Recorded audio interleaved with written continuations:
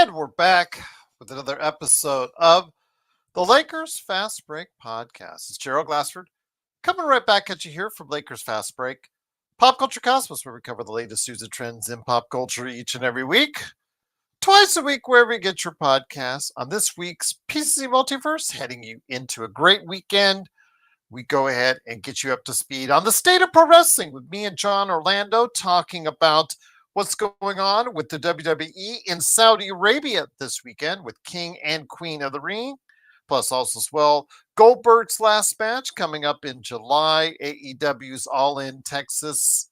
Plus, John Orlando has a story of his time so far in indie wrestling as far as what he's done, some of the things that he's partaken into with various independent promotions, including a little run-in with Buff Bagwell. And he talks about that on the latest episode of the State of Pro Wrestling.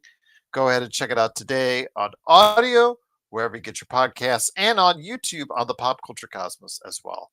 The Lakerholics will be here tomorrow at noon.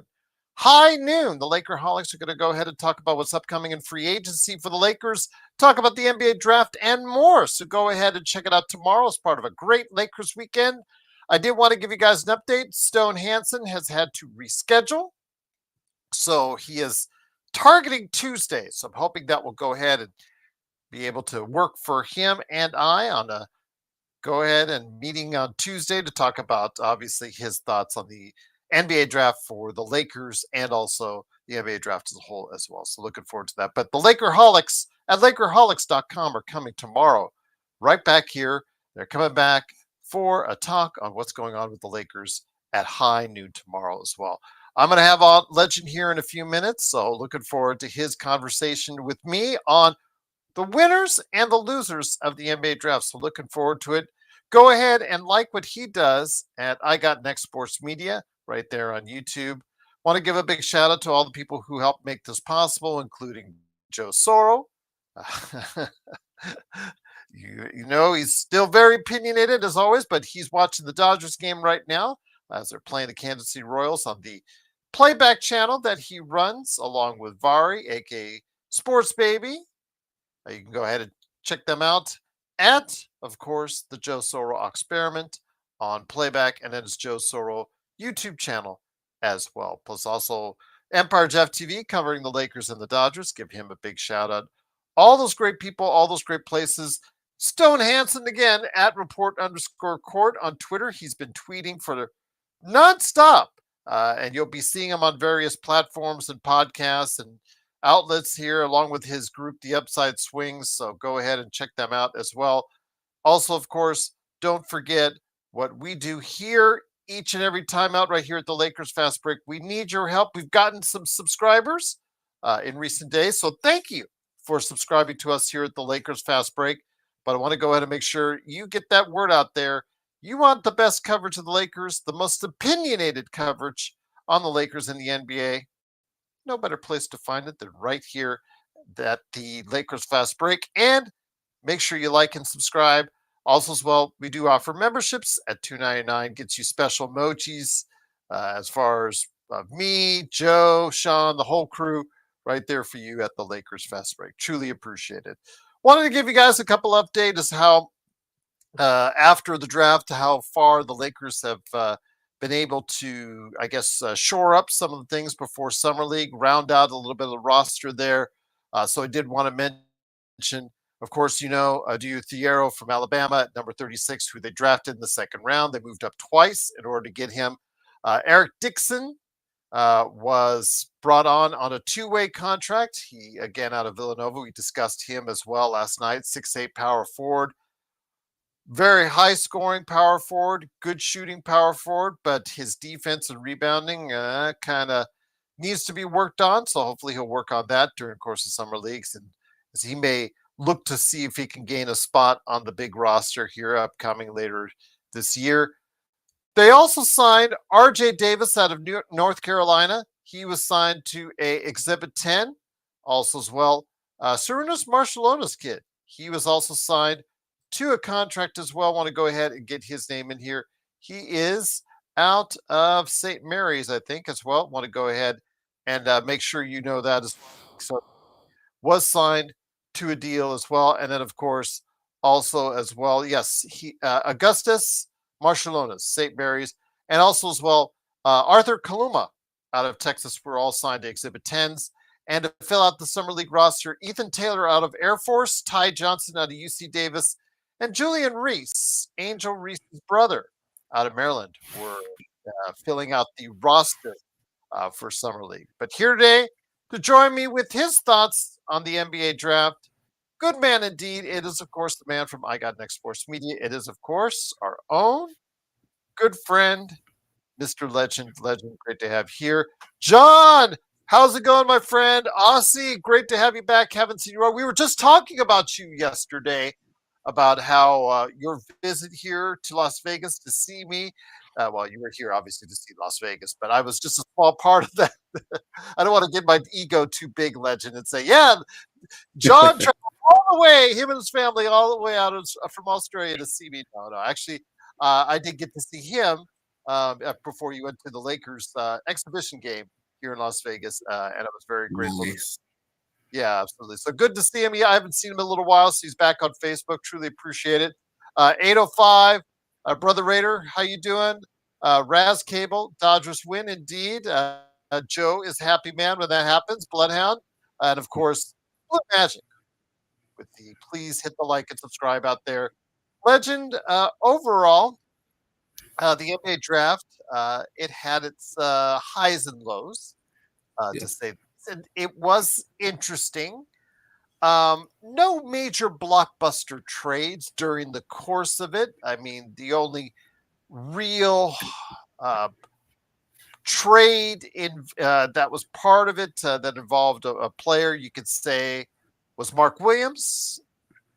As far as it wasn't part of the actual trade of a draft, but Mark Williams come in there as far as him going into Phoenix, being at on the same time they drafted Kaman Malawak. So yeah, they've got, again, as I said before, similar styles of players on that roster. So I guess they are no longer in need of a center. But I want to hit your highs first off. My first high is obviously, and kudos to Dallas. You got the first pick. You have what most likely will be the quintessential player from this draft, out barring injury. When we look upon this draft, it should be Cooper Flagg. He looks like he's head and shoulders above the rest of anyone else in this draft. He said in comments earlier, I believe, paraphrasing, that he's grateful he's not the man and that he gets to grow into a winning formula and a winning platform going forward, so he can eventually become the man.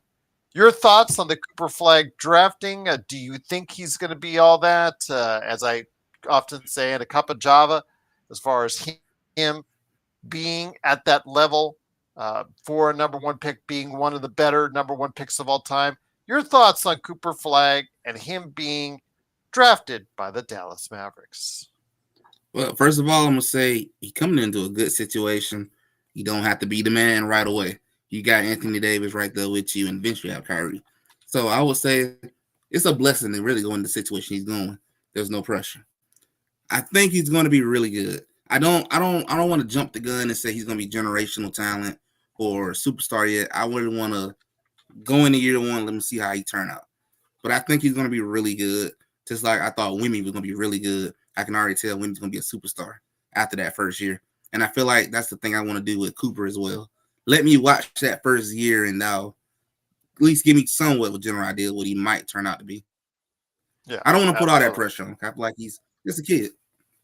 He is just a kid, but as we saw with Victor Wembanyama, you could just see that star potential is there, and I think he's going to be very good. I think he's going to be very good. Again, how good? That is yet to be determined. He could be an all-time great, or he could be just at a very good or an all-star level for years to come. But I think it's obviously a home run for Dallas, and after the Luka trade, you know what? How can you argue with what they did? So absolutely, probably the biggest winner of the NBA draft. I did want to ask you, though, some of the other big winners in the NBA draft for you. I know that the Atlanta Hawks, with their maneuvering, they had a really good week. Porzingis trade. They were able to acquire more draft picks. And obviously their movement during the draft, subtle tweaking in the draft that helped them out maybe for drafts down the road.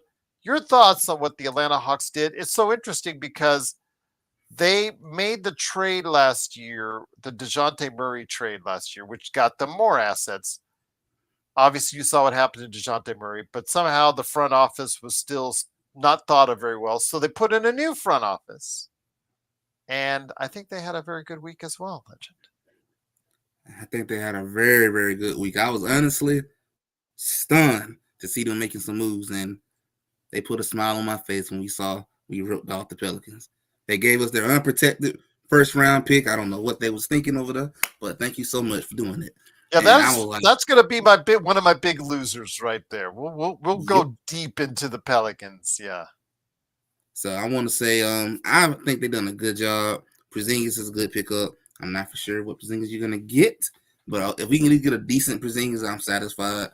I really think this team might just be better than what I think they might be next year. And I feel like they're not done yet. What I heard is true around Georgia, keep hearing Paul George name popping up.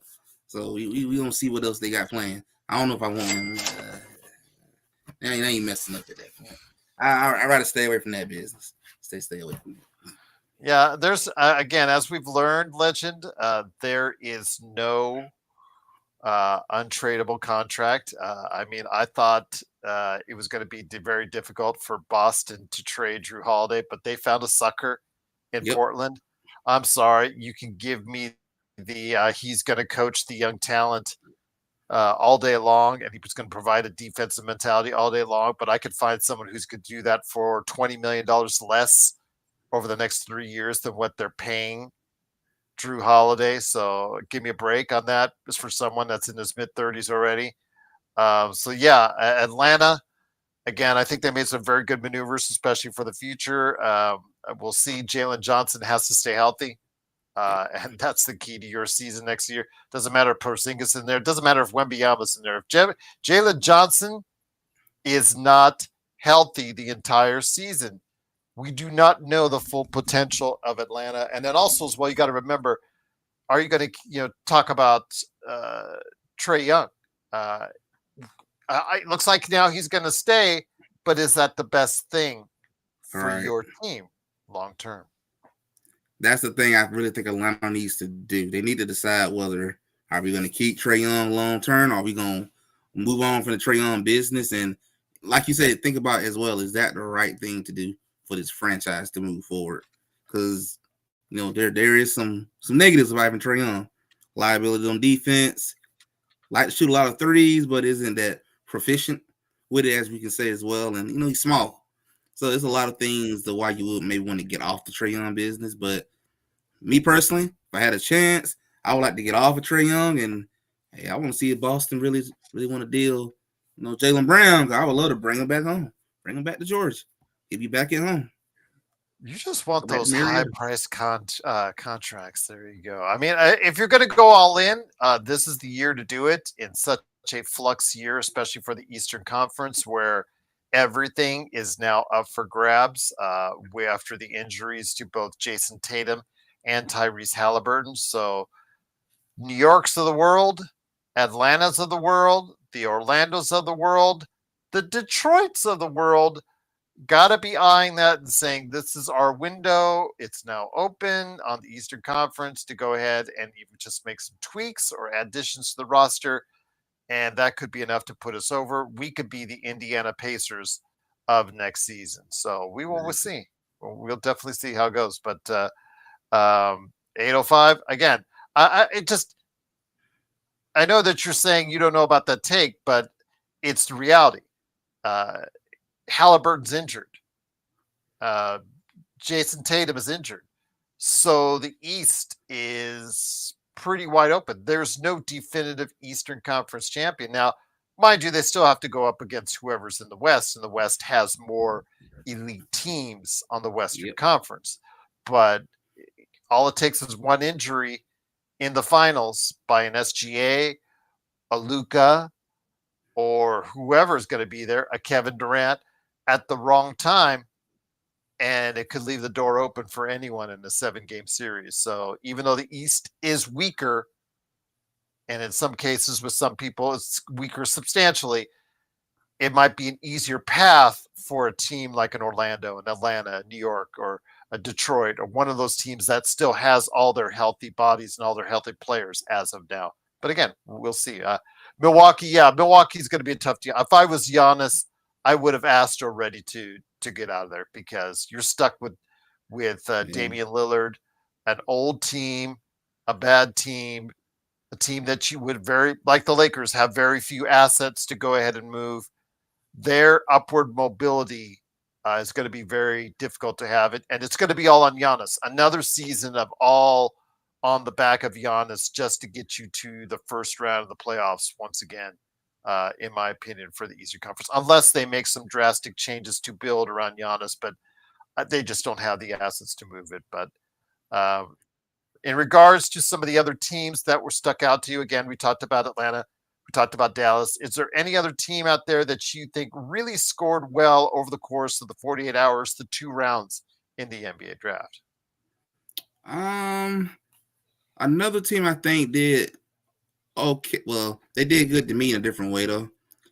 Not gonna say they completely got better, but I like that they stood their ground. I want to say shout out to Utah Jazz for still sticking it to Bailey, letting them know, no, that's not how it works, buddy. I liked it because you can't let these guys come in here and just think you to run it the way you want to. And I feel like that's a good thing. We need to try to not let these young boys come in here and feel themselves a little bit. I feel like that's what happened with NCAA now paying athletes. You're starting to get a little bit feeling yourself moments and think you can come in and control. And that's to me a good moment. I was happy to see. So I want to say shout out to Utah for that. But I think Utah had a pretty good night in this draft as well. They got some good guards coming. Walter Clayton Jr., I know, was a pretty good pickup in most people's estimation. He has that winning mentality that he might need to bring to Utah, a team that has been devoid of that for now a little while. So we'll see what he brings. But again, it's all about Ace Bailey. And of course, if you talk to Ace Bailey, probably he would say it's all about me. He and his agent, Sharif Cooper's father, Omar Cooper, I believe, tried to manipulate the draft into him falling to Washington, where he thought he could be the guy. But unfortunately for him and his plans, Utah had other plans. We'll see. It was interesting, though, that was put out on Twitter that Walter Clayton Jr., after the draft, went out to Utah and made his way to Utah to be available for the press and whatnot, and to start getting ready for Monday. I guess Monday is when they start. All the teams start practicing for the summer league and whatnot. So we will see how or if Ace Bailey shows up for summer league practice, and that'll tell you exactly what's going on right there. I want to get to 805. Thank you so much for the super chat. Truly appreciate it. He says, would you rather win with LBJ or tank for the number 1 if possible? I think right now, as I've said before last night, I did go on my regular diatribe where I said that with the injuries sustained by Halliburton, by Tatum, there's 2 contenders to the title that have been given disadvantages, to say the least. And of course, as we've seen, Boston looks like they're in rebuild mode anyways. But OKC is not in. They're not perfect. They're not infallible. They're a team with, even though they got so many assets, they have so many ways they could go ahead and continue this success for a long period of time. As I've said for weeks now, they have flaws that can be exploited in a playoff series. Denver took them to 7 games. Indiana took them to 7 games. In the half court, they struggle mightily at times. They don't shoot well from the perimeter, as we saw in the playoffs. If they're not getting their turnovers and not getting their fouls called and going to the free throw line, they have problems creating offense. They have only 2 players in Williams and SGA that really create offense for that team. If one of those guys get injured, that really opens up the door, I think, for other teams like Houston, like the Lakers, and like several other teams in the Western Conference, that I think the best teams in the league are right behind OKC at this point in time. So I do think the door is open. So at this point, I would rather win with LBJ. whatever your mileage on LeBron James, that's your opinion. And I respect it because I know people have had enough of LBJ. I know certainly that Joe has had at times. I know there are others that have at times, and I know there's that absolutely love LeBron and think he can keep on playing. He is going to be 41 years old, but you can still win with LBJ if you build the right team around him and Luka. But then again, that job is up to Rob. And if you heard our discussion last night, we have varying opinions on how or when this team can be built properly around Luka. So I'll just leave it at that. But when it comes right down to it, great question, 805. At this point, tanking with Luka, I don't think it'd be an option because also as well, there's a pending contract extension that he's eligible to get and be offered soon as well. Parade on Figueroa, great to have you here on Twitch. I understand you, Sean and Joe. This was the big deal last night, Legend. I know you popped in the chat from time to time, but that was the big deal as far as us going back and forth. I understand you, Sean and Joe, differ in your views of Rob. I'm curious of Legend's views of Rob as an outsider. Great question. Again, Parade on Figueroa. Always great to have you on Twitch as an outsider. What are your thoughts on Rob Pelinka? About how he is going to structure the team going forward, and do you think he's going to make the right decisions in order to do so? The first thing I'll say about Rob is, Gerald, I'm with you and Sean. I'm not crazy about him because of, I get it. What happened in February was a really big move, but I feel like even though that happened, you can't erase the past. I can't act like the Russell Westbrook and all this other stuff didn't happen. So I feel like he's going to try to make the right move this summer. But at the same time, I don't have a lot of faith in him either because of I just can't act like what he's done in the past just ain't happened. I feel like he's someone that you got to stay on your pins and needles with. You got to hope he's going to do his job. And then at the same time, if he does, you're kind of surprised. But at the same time, you're happy. But if he doesn't, you're like, I'm not surprised. So I feel like he's not a bad GM, but he's not a great GM either. So it's almost like a 50-50 on what I'm going to get from him. So I get it. A lot of people like him, applaud him for what he did in February. I do too. That was a big move. But that can't erase what happened in the past. That just doesn't erase it. You had a lot of messed up situations. And ER, my apologies for interrupting. ER, you are misinformed. Yes, we reported on this channel that he got an extension. But as Joe will indicate to you, when the evaluation is made, when the actual approval goes through, whether it's 10 billion, 11 billion, 12 billion dollars, when it's all said and done later this year, when they finally go ahead and allow Mark Walter to go ahead and officially become the reigning shareholder, governor of this team, or owner of this team, because I know that Jeannie Buss is going to remain governor. He has the ability to go ahead and say, you know what, if I don't like what's being done, I can make changes. And Joe has said that. Joe said, as he said in the chat, he is dead man walking. And that contract extension doesn't mean very much to him or a guy like him, or in Joe's estimation. So I'm not misinformed at all. I understand he has an extension. I know he got one last year. Like I said, we reported on the show. But you got to understand, my lack of faith, strong faith in Rob Pelinka's job performance comes over a myriad of years and a myriad of decisions. One trade does not a GM make. It is what you do over the balance of your career is what a GM makes. And however great a job he did on February 1st, he has a history of ups and downs and miscalculations.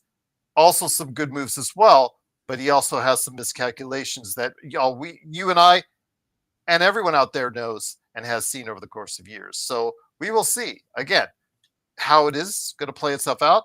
But this team, the Lakers, has a window that's been opened, in my opinion, and still can build around Luka and LeBron and has some assets in order to get a better team around Luka this season. So be that as it may, is Rob going to be the guy to do that? We'll have to wait and see.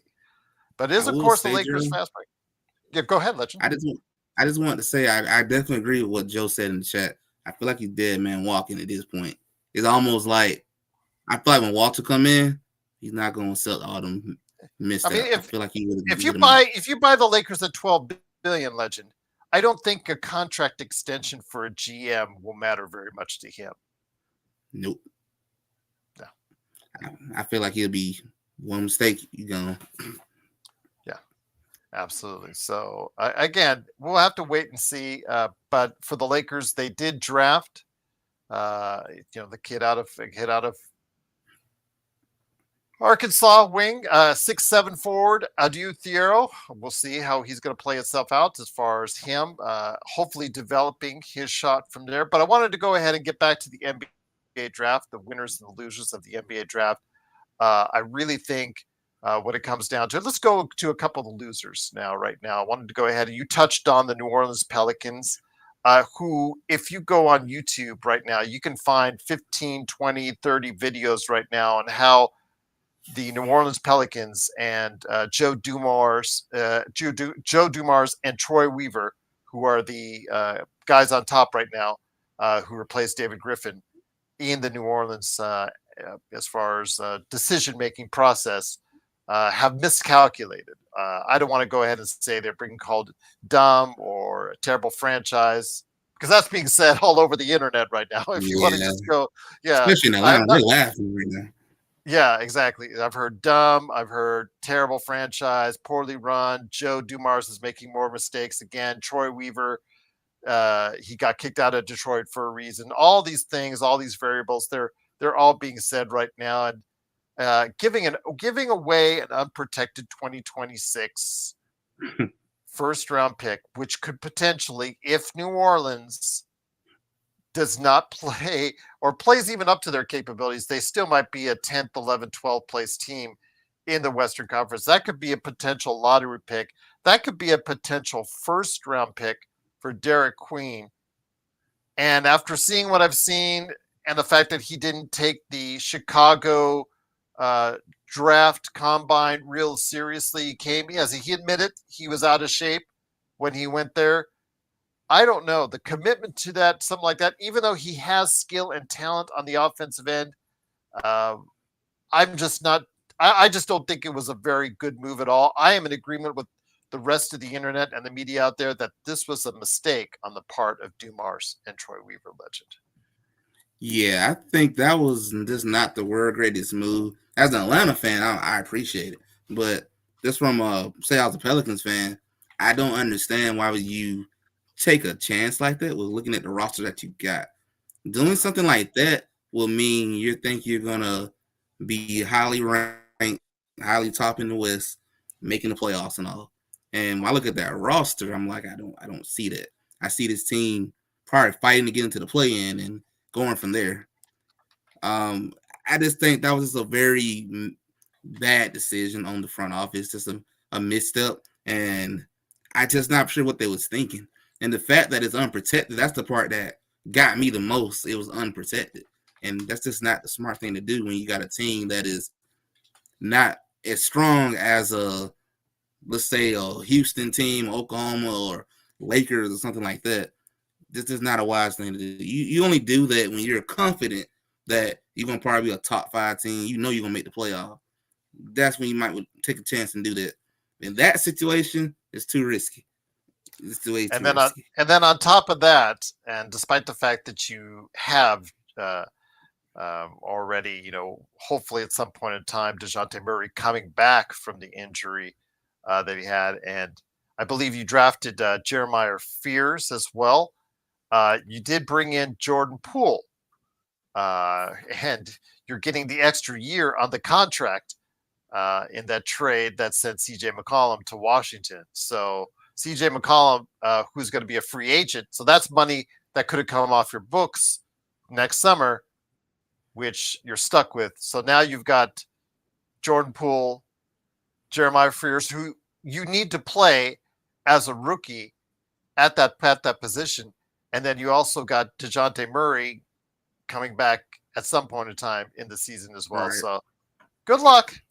Good luck. I've noticed that there's a lot of stacking of certain positions by certain teams. Like Phoenix has 15 short shooting guards, and they decided to go ahead and draft every center imaginable or trade for every center imaginable. I'm kidding when I say that, but the Suns, with Matt Ishbia, obviously his decision making over the past 3 seasons has not been the best.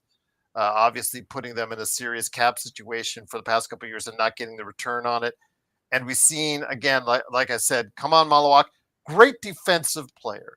I don't know how soon or fast or quickly he will develop, but it's going to be harder when you trade with literally within minutes, seconds, or even right before you trade for Mark Williams, who is a very similar sized individual, a little bit better on the offensive end, a little bit less on the defensive end. But you could say, oh, they accentuate each other. But for a kid that you want to develop in Malawak, and the fact that you have the other former Charlotte center, Nick Richards, on that roster, man, I don't know if that's the way you want to go ahead and develop a rookie talent like that in Malawak. But again, we'll have to wait and see in Phoenix. I just don't see that as a great situation for Devin Booker as well. I'm wondering what they're doing over there too. I mean, I understand what they're trying to get out the situation when you move Kevin Durant, but the thing I noticed, I was kind of questioning about the Phoenix Suns. You just getting a bunch of guards. It looks like. How many guards you got on this team already? So if I'm Devin Booker, I'm asking like, what are we doing at this point? Just wasting my prime. Also here today, good friend indeed. It is a guy who was very patient with us last night, both Sean and myself, and I want to thank him for being on the show. He did a great job. We got a lot of great feedback, I do say, from our audience last night on it. It is, of course, the guy behind Corrupt on Steam, or one of the guys behind Corrupt on Steam. Of course, Simblades, his company, Simblades with the Y.com, and of course, Joe Soro channel on YouTube, and the Joe Soro Experiment, where the Dodgers just won on playback. It is, of course, Joe Soro. Joe, great to have you here.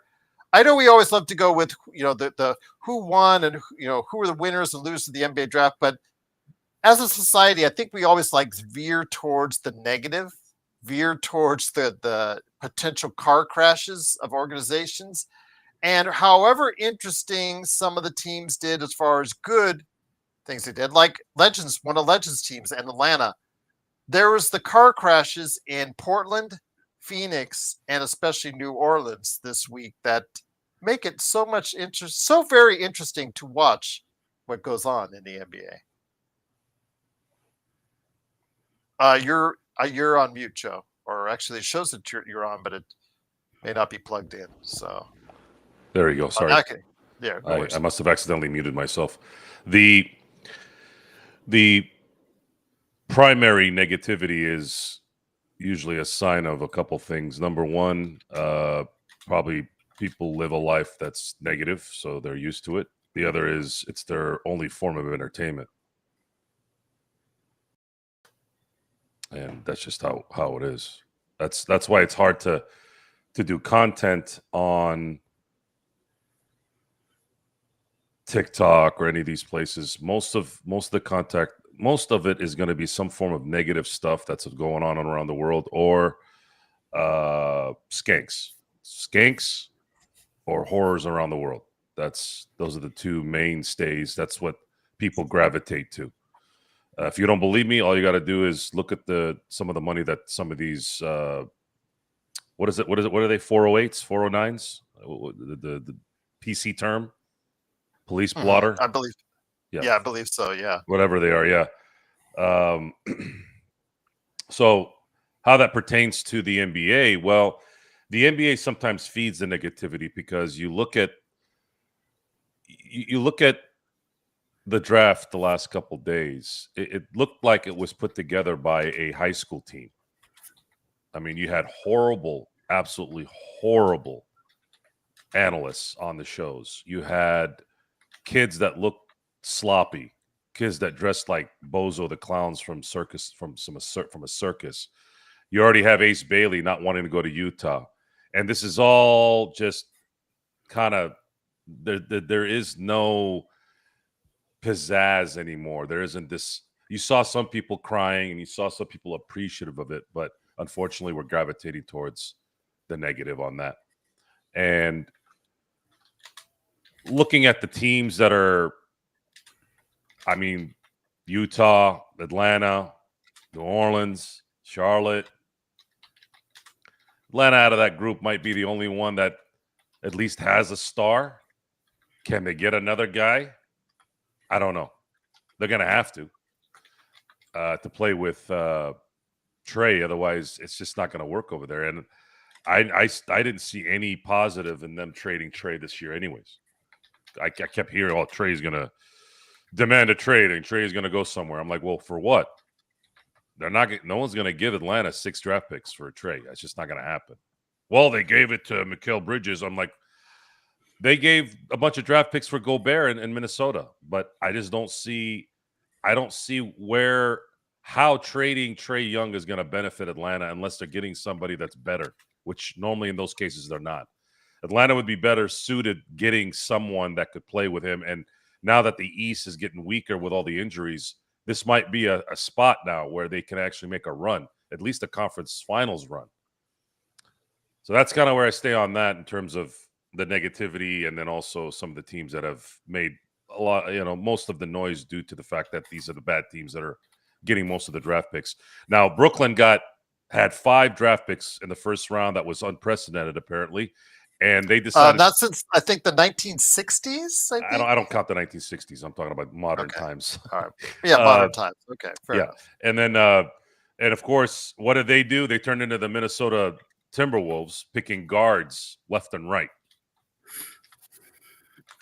I mean, I know that you want to pick best player. And Wolf was a guard in a 6'11" body. I know.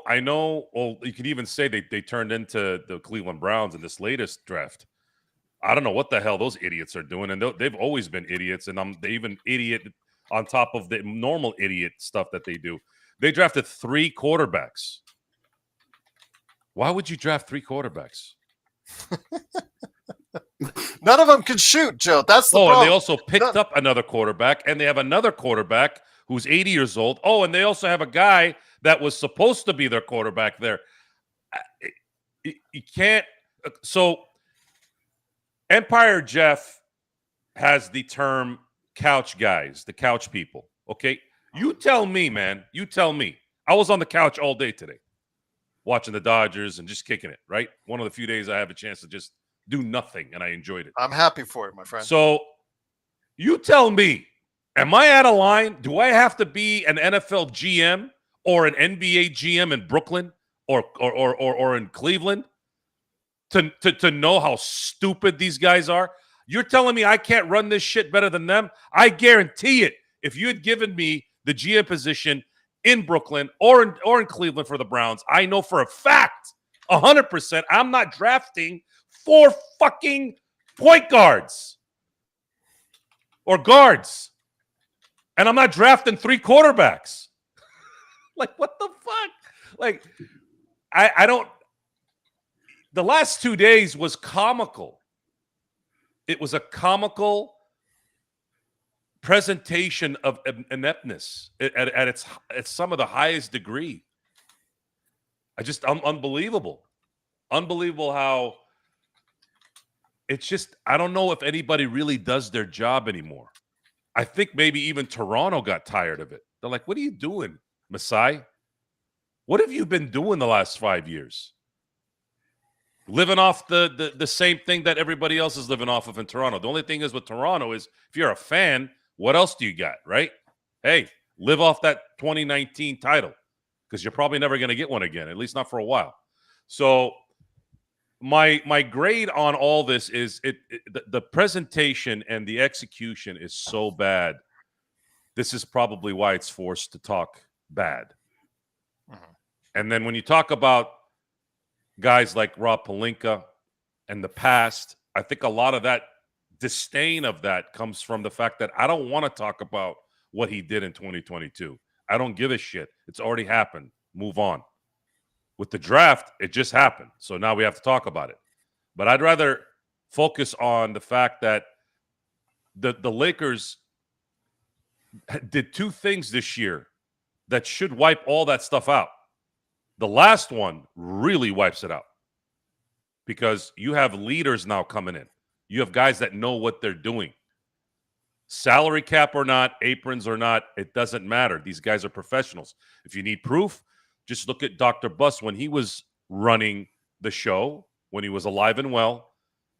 The NBA and David Stern was doing everything they can to stop the Lakers. Everything. Even if it wasn't deliberately towards the Lakers, it always seemed like the rules were tinkered a little bit to, let's put in the zone so Shaq doesn't dominate.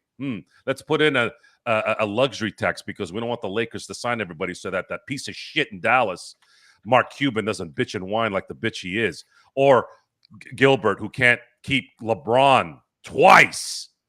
He'd had LeBron twice and he couldn't keep him. And this is what you're basing. Oh, and he also kept Donald Sterling there. The second David Stern left, Donald Sterling was jettisoned. What, a year later? So this new regime is coming in, and they are going to be the boss. They are going to be competitive with how the Sam Presties are going to be running things because they're going to be. Matter of fact, don't be surprised if that happens. I'm not saying it will. I'm just saying don't be surprised if in a few years they're like, all right, we've just put this structure together. Now we need to get the best GM in the NBA. Why don't you go call Mr. Presti and see if he'd like to go from $4.5 million a year to maybe $12 million a year for the next 4 years. I like that little accentuation on the end there. It is, of course, Joe Soro and legend. It's happened, just in a different sport. It's happened. Just like how I said it. Just like how I said it. Guys like Mark Walter are not going and buying, or at least trying to buy now, the Rams and the LA Kings. And yeah, those guys have a vault somewhere.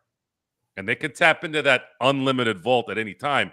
And there is no cap when it comes to building a leadership team behind the roster. And I've never disagreed with you last night. I'm not going to argue with you like we did last night, but I'm not disagreeing with you at all. It wasn't about disagreement.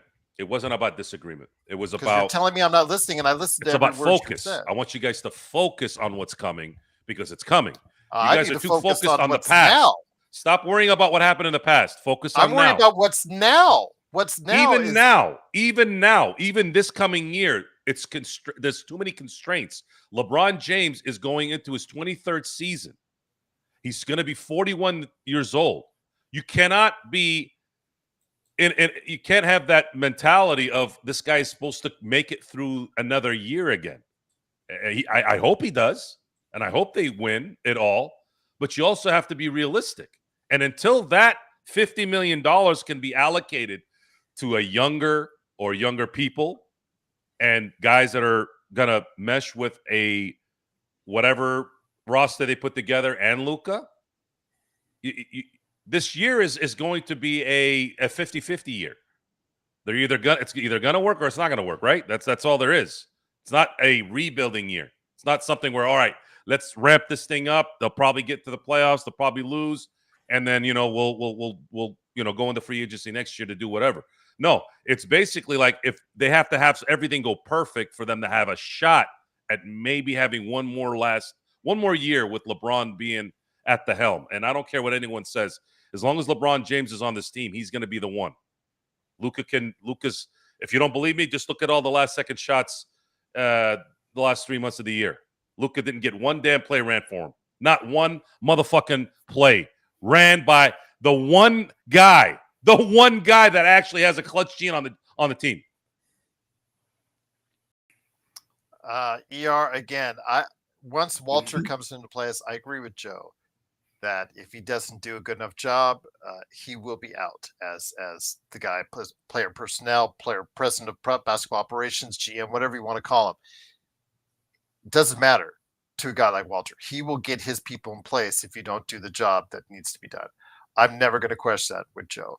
Again, but the window is open now. I disagree with Joe on the fact that I think this is a 50-50 year. It can be with the right moves a year where Legends teams, Atlanta, Golden State can take us, with the right moves, can go ahead and provide some interest in either conference, or the Lakers with the right moves and with the few assets they have. But if they make those trades, if they make those moves, they can be competitive enough to where if the break falls the right way, like it almost did for Indiana, they could be holding up the title as early as this time next year. So we'll see. Again, I just think that the window is open now with Luka.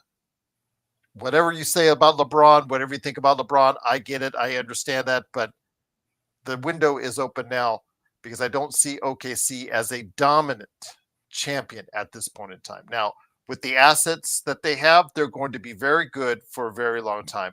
And they could easily use those assets to get a key player that could make them dominant. But right now, as we saw in the playoffs, they have a lot of flaws that can be exploited with the right team against them. And I'll just leave it at that. So that's our difference from there. But again, I agree with Joe, ER. Just because he has a extension in place does not mean that Rob is going to get a free pass for years. I mean, we saw Masai.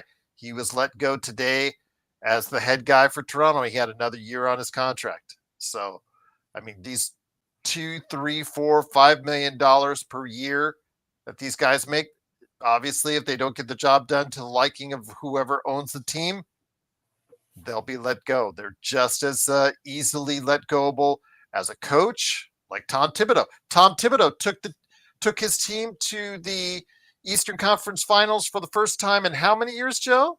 20-something years? Not 25? Yeah, 25. Didn't matter. See ya. Goodbye. Again, it's a very cold business. And don't think you have job security. You need to go out there every day like you don't have the job security. And I think Rob, like Joe says, could be a dead man walking. It's just when. It's not a question in my mind of if, it's a question of when, if he doesn't continue to build on the roster for the Lakers. And there's more discussions about how lack of resources this team has. They don't have a lot of resources. They don't have the money. They just don't. They don't have the money to have the right analytical team. They don't have the right. They just don't have enough resources to run a state-of-the-art organization. This is the number one basketball team that's ever existed on the planet. And it's run by a mom and pop, or at least it was. It still is, but this will be the last remnants of it. And the timing is great. The timing is perfect. If you literally look at it from an outside observer, it's really coming together well.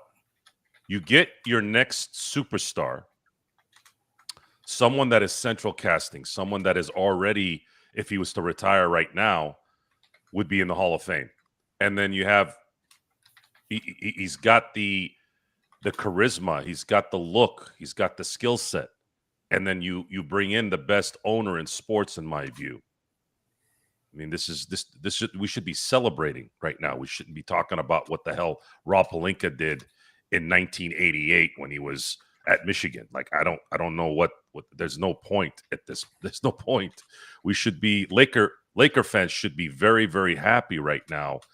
They should be ecstatic. And you've noticed I haven't been talking a lot about LeBron like we normally do, because this is not about LeBron. This is about, by the way, I want to give a shout out to my boy, The Drip Show, Chris, the art director.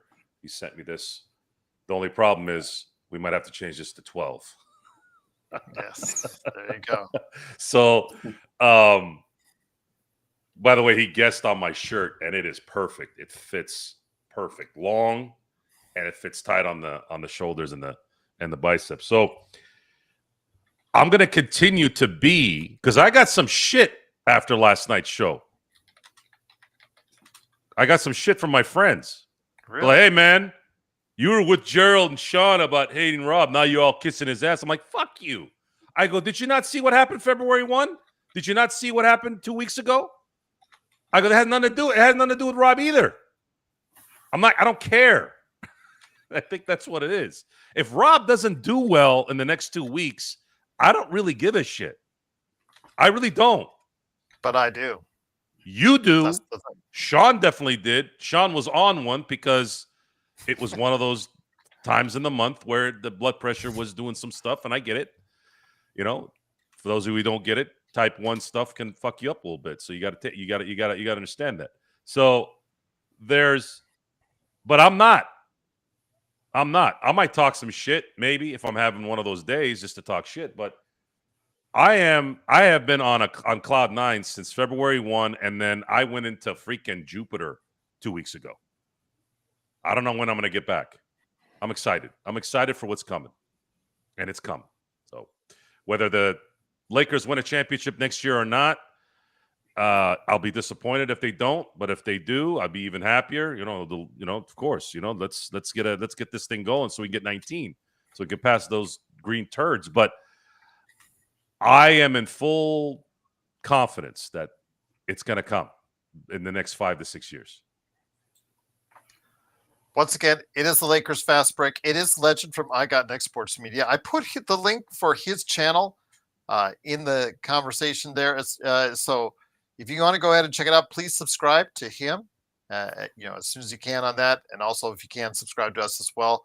We're talking the winners and losers of the NBA draft, and plus also free agency is around the corner as well. Legend, I want to get you back in here before we go heavier into the Lakers talk. And I know that, again, as an outsider, we always like your perspective on things.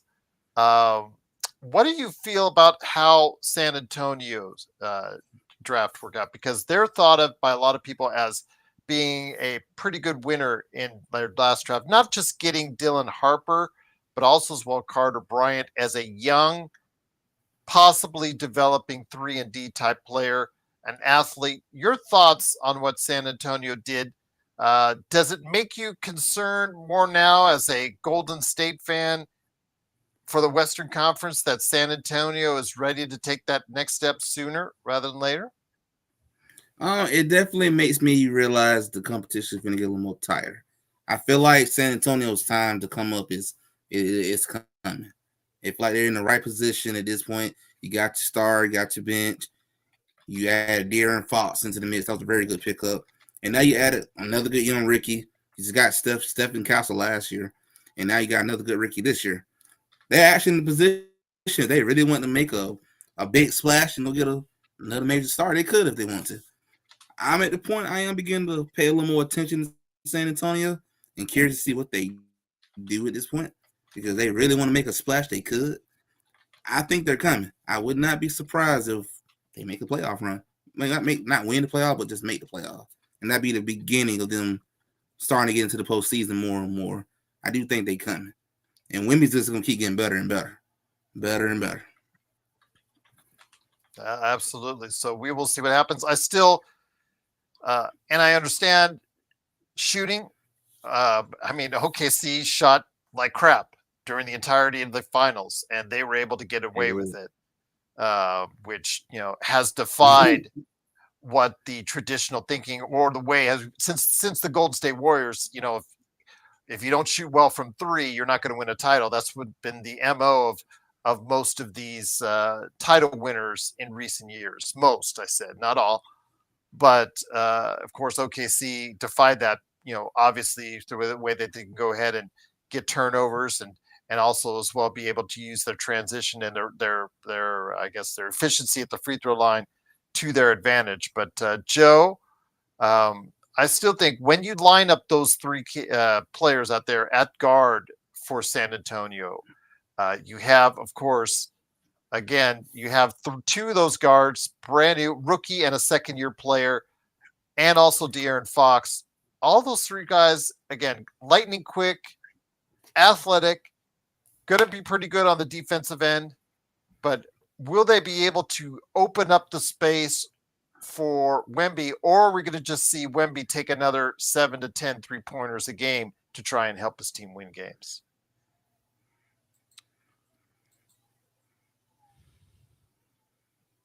I don't know what it is about San Antonio, but I don't have a lot of confidence in their philosophy right now.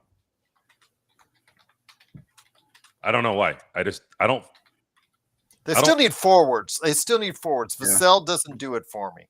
Sorry. I think they're very perimeter heavy with a statue, with a 7'6" statue there, right?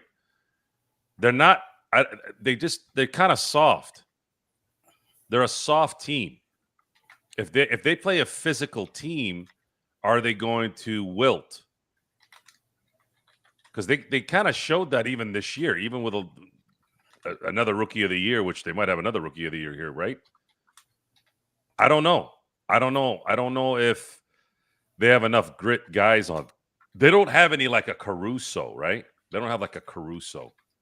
They need somebody like that. They need a couple of those kind of guys. The guys that can get down and dirty. Sochan is not it. And Sochan is not it. No, and Keldon Johnson is not that. Devin Vassell is not that. Harrison Barnes definitely isn't that. Chris Paul's not going to be coming back, I don't believe. De'Aaron Fox has a clutch gene, but I've never really liked De'Aaron Fox's game. It's like a poor man's Damian Lillard. And Damian Lillard had a good game. I like Damian Lillard. He was clutch. But he can shoot, whereas, or even which Fox can't. He can't stretch the floor. And I don't know how you play guard in the NBA and you're a dominant guard and you can't shoot, especially when you're a point guard. That usually doesn't bode well because there's guys like Wembanyama. I mean, I guess they could sit back in the paint. I'm sorry, sit back and at the 3-point line and all that. But what's the point? The guy is 7'7", 6'5", whatever it is. It's always changing every other day. Wouldn't you think you'd like to get some easy baskets with a guy that tall? And then you got to form the team around that and make sure that when he is collapsing the defense, you guys should be having all the open shots you want. And when you do miss, you should be able to be there to tap that sucker in, right? Yeah. So you need a bruiser. You need somebody like an Anthony Mason from back in the day to get down low to clear, or a Bill Laimbeer to clear a little bit for Wemby, and then go ahead and let him be your secondary option and in the same play. And Carter Bryant is young. He's still going to take, just fresh out of Arizona, legend and Joe. You know who San Antonio. He might be good. Might be really good. San Antonio should get. They should go call Boston. They need to go get Jaylen Brown. Yeah, I agree with you. That's a good. If they get Jaylen Brown for De'Aaron Fox and a package, you can't. I wouldn't. I like Castle's game. So if you give them and De'Aaron Fox and Tatum would actually be a better combo. I'd start guard. the kids. I'd start the rookies, and then De'Aaron Fox I would move. Legend, I know you wanted Jaylen Brown for your Atlanta Hawks, but with Jalen Johnson, how is that going to work? It might be a better fit, like Joe. And Jaylen Brown in Atlanta would work out better with Trey as well, because Trey is a ball dominant point guard who can shoot. Yes. Right. That's the current. He's the hybrid. He is a version of Steph Curry. That's his game. So if you have Jaylen Brown there, who doesn't have to deal with the ball handling duties like he has to usually when he's playing with Jason Tatum, because Jason Tatum's to me a prototypical shooting guard. He's not really a point guard. So that would work in Atlanta too. That would actually work in Atlanta. But I don't know if Atlanta has anything that Boston wants. Now, San Antonio, they have stuff. And they have a young draft pick. They could make that work. If I'm San Antonio, I'm calling Boston, and I'm feeling that out. Maybe they have already, because that would be the game changer. That, in my view, if you had Jaylen Brown, Castle, and Wemby, I think that's the trio you want. Because the West. He's 28, and Raskebel, and he's 28. So yeah, he may not be on the exact timeline, but he brings a championship pedigree to Atlanta or San Antonio, which, as we saw with Alex Caruso, Joe and Legend, kind of really helps you out in those moments of need during the playoffs.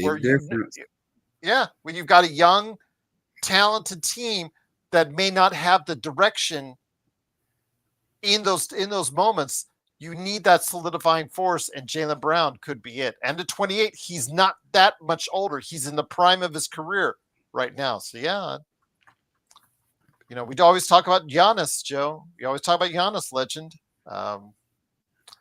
Maybe Well, Jaylen Brown is the guy that moves after all. I think that would be best for Boston. Also, I think there needs to be something. They need to spread out that supermax a little bit more in Boston. And since Brad Stevens is so good at what he does, he can find probably two players that make the combination of what Jaylen makes and probably not miss a beat. Of course, I'm looking at this as an outsider, not as a Laker fan, because I don't want them to be better. But I think they need a point guard in Boston to play off of Jason Tatum when he comes back. I think that would be a better combo setup in the backcourt for the Celtics. Yeah, I don't think they're moving White at this point in time because they got rid of Drew Holiday and they got rid of Porzingis. But I think with the right deal, you could get them interested in moving Brown, Legend. What are your thoughts on that? Yeah, I agree with Joe. It would be they got it better made in the move than we did. They got all the everything you need over there. They got the lottery picks. They got everything that you need. They got better pieces than we did. Our pieces are okay, but it doesn't touch what San Antonio got. San Antonio was blessed to get that second pick, and they can turn that into anything at this point. They really want to. They got it made. Should Houston have gone for Jaylen Brown instead of Kevin Durant, Joe? I think they would have had to have given up their young players. I think the way they got Durant was as good a way of getting him as you could have. So imagine this. Imagine this. They kept all their legitimate guys, right? Mm-hmm. They didn't lose one guy that they liked. And on top of that, you put Durant in there. So now imagine this. They were the 2 seed. They were the 2 seed without Durant last year. You don't think Durant helps them get out of the first round at least? Very, very likely. Can they get to the Western Conference Finals? Hell yeah. I just don't know another year with Durant. See, that's the thing with guys like Durant and LeBron and Steph Curry. You can't be, we'll be great next year. Guys, the older you get, those years are like 2 years. I know you guys are enamored by numbers and the fact that Steph Curry and LeBron and Durant have those games sometimes where they're dropping 30, 10, and 9, or Curry hits for 40. Guys, these are all-time greats. They always have one of those games left in them every now and then. We're talking about the consistency that you need now. And can you last through an 82-game season? You're asking LeBron James and Durant and Steph Curry to go through an 82-game season when guys that are in their prime square are blowing out tires. So just saying, it's important to understand that it's still a young man's game, and even the young men are coming up lame at the end of the year. Big question for you, Legend, on this. One of the other teams that I thought didn't do well or made some questionable moves this past week was the Portland Trailblazers. Who may be able to make things right if they send some of their centers, because now they have 5 centers on their roster, seemingly. Again, I had said last week before they did any of this with Holiday and with Hanson Yang, they've got a young nucleus in place. They have to play. They should start. They should start clinging at the 5. Kamara, they've got Sharp, they've got Advia, and they've got Scoot Henderson. Put them out there, see if it works. This is what you've invested all this draft and trade on. That could be at least your short-term future. See if it works and go from there. But then again, with the Drew Holiday, bringing him in, a mid-30-year-old with a mid-30s contract, again, you're trying to say it's, to solidify the defense even more, because in the second half of the season, Portland was one of the best defensive teams in the NBA. It's for the fact that you want to bring these young guys, Henderson and Sharp, along. They need a mentor, blah, blah, blah, blah, blah. Okay, whatever. I just think now you have 2 albatrosses, of a contract, or albacore, as Joe said, of contracts between him and Grant. That's the problem, 1. Number 2, in the draft, Legend, they took Hanson Yang out of China. And again, this was someone who was projected to be in every single NBA mock draft I saw, he was projected to go somewhere in the early to mid second round. And he got drafted all the way into right there in the teens. Stone has him in the 60s, just to give you an idea on his big board, to tell you how much he differs in the opinion. And of course, with the last name of Hansen, or excuse me, his first name of Hansen, he really wanted to go ahead and like him, but he couldn't. Your thoughts on Portland's week? I mean, obviously, this frees things up for Golden State and the Lakers or anyone else who might need a big in regards to DeAndre Ayton or Robert Williams, who, again, with his health issues, your mileage may vary on that, but he does have a pretty reachable contract for Robert Williams. Your thoughts on the situation going on in Portland as one of my big losers for this week? Yeah, I'm not sure what direction they are going. Still in the rebuilding process, we know that for sure. Having that many centers, not ideal. So, not gonna lie, Warriors, please call them because we need a center. We need one badly. But they gotta make some moves, try to get some of them centers off your deck. You don't need that many. And the Drew Holiday one was definitely the most puzzling one because you got rid of him before and now you brought him back. So I guess you go buy the same house you had before. Now that's your back. But I guess he's gonna come there just to mentor the young guys, I guess. But that's an expensive mentor. I'd like to get that kind of rate per hour. That's just a lot that you're paying a guy who not really gonna be winning nothing at this point. So I kind of puzzling what they doing over there. But I mean, it's just odd what they were doing in that draft. I was a little bit shocked with that Drew Holiday trade. They see what do you benefit out of it?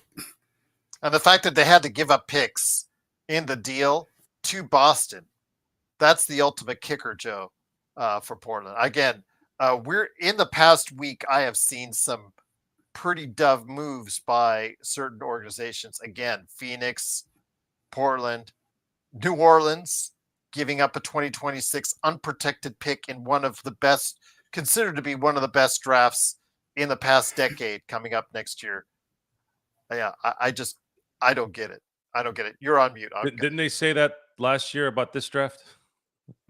I thought they said it was going to be better, but I mean, again, the bar was set pretty low with last year's draft. Let's just be honest on that. You know my feeling on New Orleans. You know my feeling on Charlotte. While these owners and fans and media types are talking about expansion, I think it's a waste of time. I think they need to pick two teams to move to Vegas and Seattle. And Seattle is still up in the air for me. I know I'm in the minority here, but why is Seattle getting a team? Because we're nostalgic about the Supersonics? I don't give a shit about the Supersonics. I might be nostalgic about them, but if they can't handle a team, then why is this keep being talked about? I don't hear anything about an arena over there. I don't hear anything about anything over there. So what's the hard on about getting something to Seattle? Are you living in the dream, the past dream of the Key Arena with Sean Kemp jumping over 15 people and dunking on people and Gary Payton doing his thing? That was 30 years ago. Those days are gone. So what substance do you have in expanding a league that already has a problem with not only players not lasting an entire year, but also diluting it because there's not enough talent? You're already starting to get the parity. So you're going to add another two teams and you're going to water it down even more. I think the irony there is hilarious considering JJ Redick is a coach now. He's the one that criticized the 90s for being watered down. Now he's coaching in what will be the most watered down era of all time. Yeah. Don't believe in God or not, believe in the universe or not, believe in something out there or not. I find it very interesting when people say certain things. It's funny how it comes back to them most of the time. And I don't call it karma. Karma is, I always hate the term, oh, karma will get that person. To me, I'm like, fuck that guy. I need to be the karma, not wait for some imaginary fucking whatever to hope that they go get it. I want to know that they got it. So, I don't know. I think New Orleans, I think Charlotte I think those two franchises need to go. They need to move those two teams to if Seattle is the one, we know Vegas is going to be one. But if they're going to move, if they're going to do this, I think they should do it within the existing league, with existing teams in the league, and not add another two. Not add another two. At least that's my view on this at this point on that. Yeah, and you're talking. You said, why are we talking smack on the Suns again?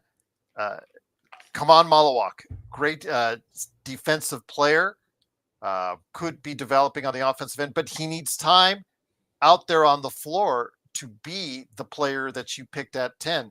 And then within 5 minutes, or actually just as he's being picked, you picked up a player with very similar build, height, and ability in Mark Williams. So essentially you got the same player twice, which, it's going to look great on paper, but the problem is, will you be able to give those guys effective minutes out on the floor? Both of them.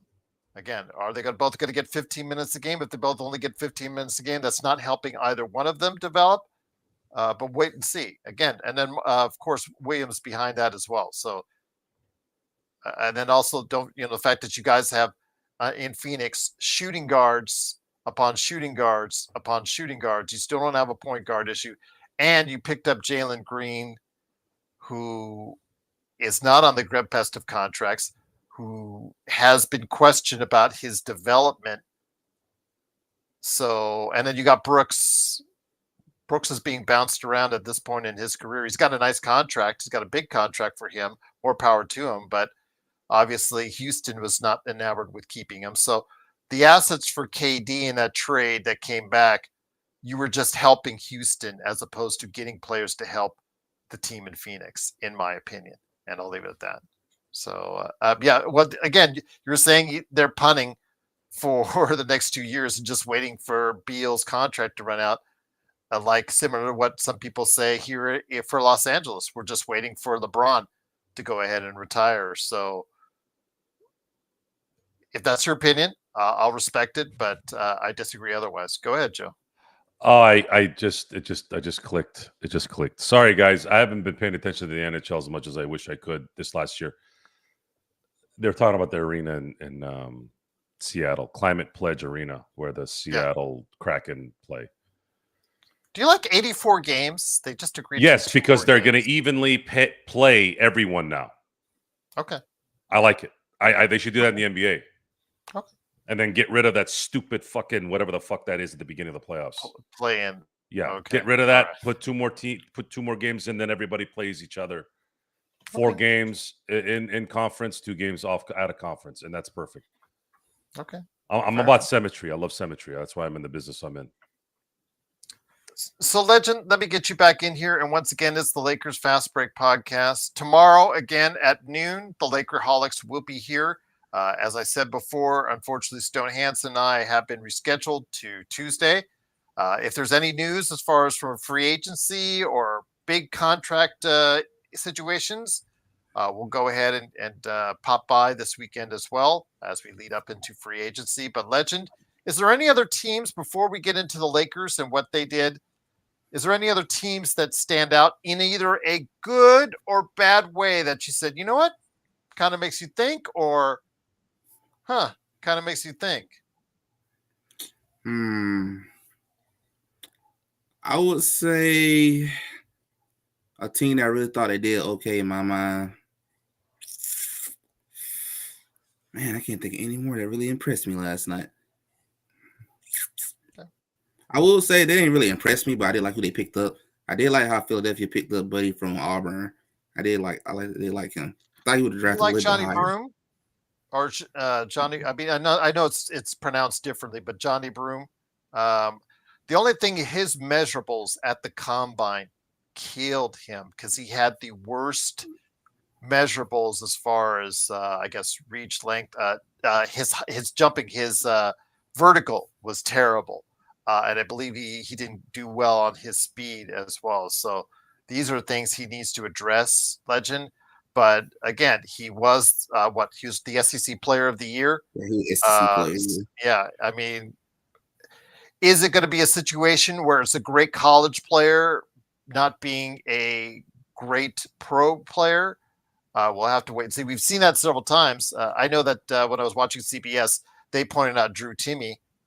Again, that's he can barely make an NBA roster at this point. So I get what they mean. I mean, great college players do not always essentially make great or even good NBA players, but we'll see. Those measurables, though, hopefully they will translate better. Hopefully his effort, if his heart is in the right place and his effort is there, Legend, sometimes it overcomes any of those measurables. As we've seen, you could have all the measurables in the world, but if your heart isn't going to get you out there, if you don't give it everything you've got, if you go ahead and we talked about Ayton, Joe, as far as we bring him in here. One of the things against Ayton is that he doesn't always have his heart in the game from time to time. That's his major drawback as far as nobody questions his talent. It's the other things about DeAndre Ayton, which has always set him back. But again, with Johnny Broome,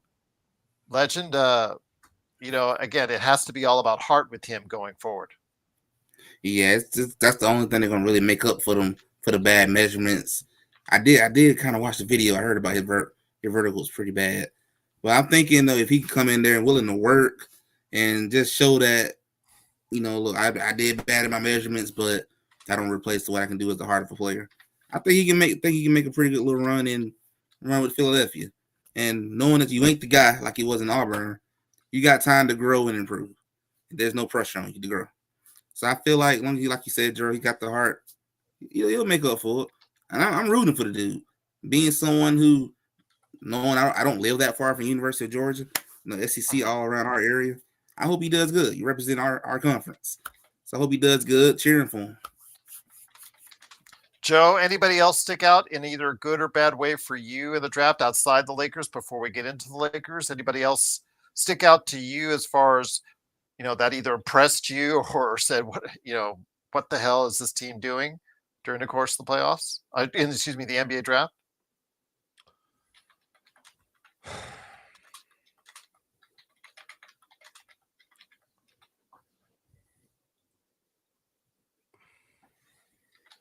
Not really. I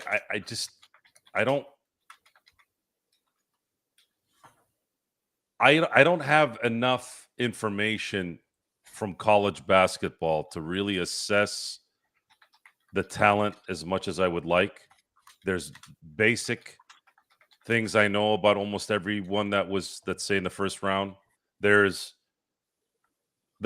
teams that were drafting were all, except for Dallas, of course, and they got the best player in the draft. Everyone else is just like, is this guy really going to make that much of a difference? Is Harper going to really help San Antonio? Is Edgecombe going to help the Sixers? How's that going to play out with Paul George? Because they got to get time. They have to be out on the court to be able to develop. To me, I talked about it yesterday. I think Trey Johnson in Washington, he's the guy that's probably the best NBA-ready shooter that's coming out of the draft. And he's going to get a lot of play. He's going to get a lot of play. So what's going to happen there? Is he going to be someone that puts the work in and becomes the star of Washington? So intriguing wise, that's probably that's where my instincts went. What about the Ace Bailey deal? Because Ace Bailey is starting a fire. He's starting a fire that I think in the end is going to blow up in his face. And you're going to start seeing more of this kind of stuff because these guys are already getting used to the NIL method of, hey, now in basketball, it's not as rigorous because you're not having these guys stay there for 3 years. But what's happening is they're getting that conditioning of, hey, I don't want to go to Utah. And then they'll start pulling hey, John Elway didn't want to go to Baltimore back in '83. Hey, Eli Manning didn't want to go to the San Diego Chargers when he was drafted, and they'll use that like their lawyers, right? A good lawyer will find past decisions in courts to justify a particular ruling. So that's probably how Bailey's looking at this, and he's got horrible representation. Somebody that has already sounded like a guy. What was he charging $30,000 just to sit down and talk to him or something? You know what I would have done if somebody told me that? Some agent that I don't even know. I would have said, "Yeah, come on, I got the money for you," and then I would have probably created one of those. What was that thing that Luke went under in Jedi? Oh, W- I was when going they- to say, I thought you were going to talk about when giving him a shirt that said $30,000. Right? no, there. no. I'm a little more vicious than that. I always forget what it's called. What is that animal that Luke killed in when he got thrown in the pit? Oh, the Rancor. The Rancor. There you go. Yes. So yeah, playing in Utah. I don't know. I've been to Utah. It's actually not a bad place. Whether I'd want to live there, I don't know. I don't know. I'd have to live there to really know how bad it is or how good it is.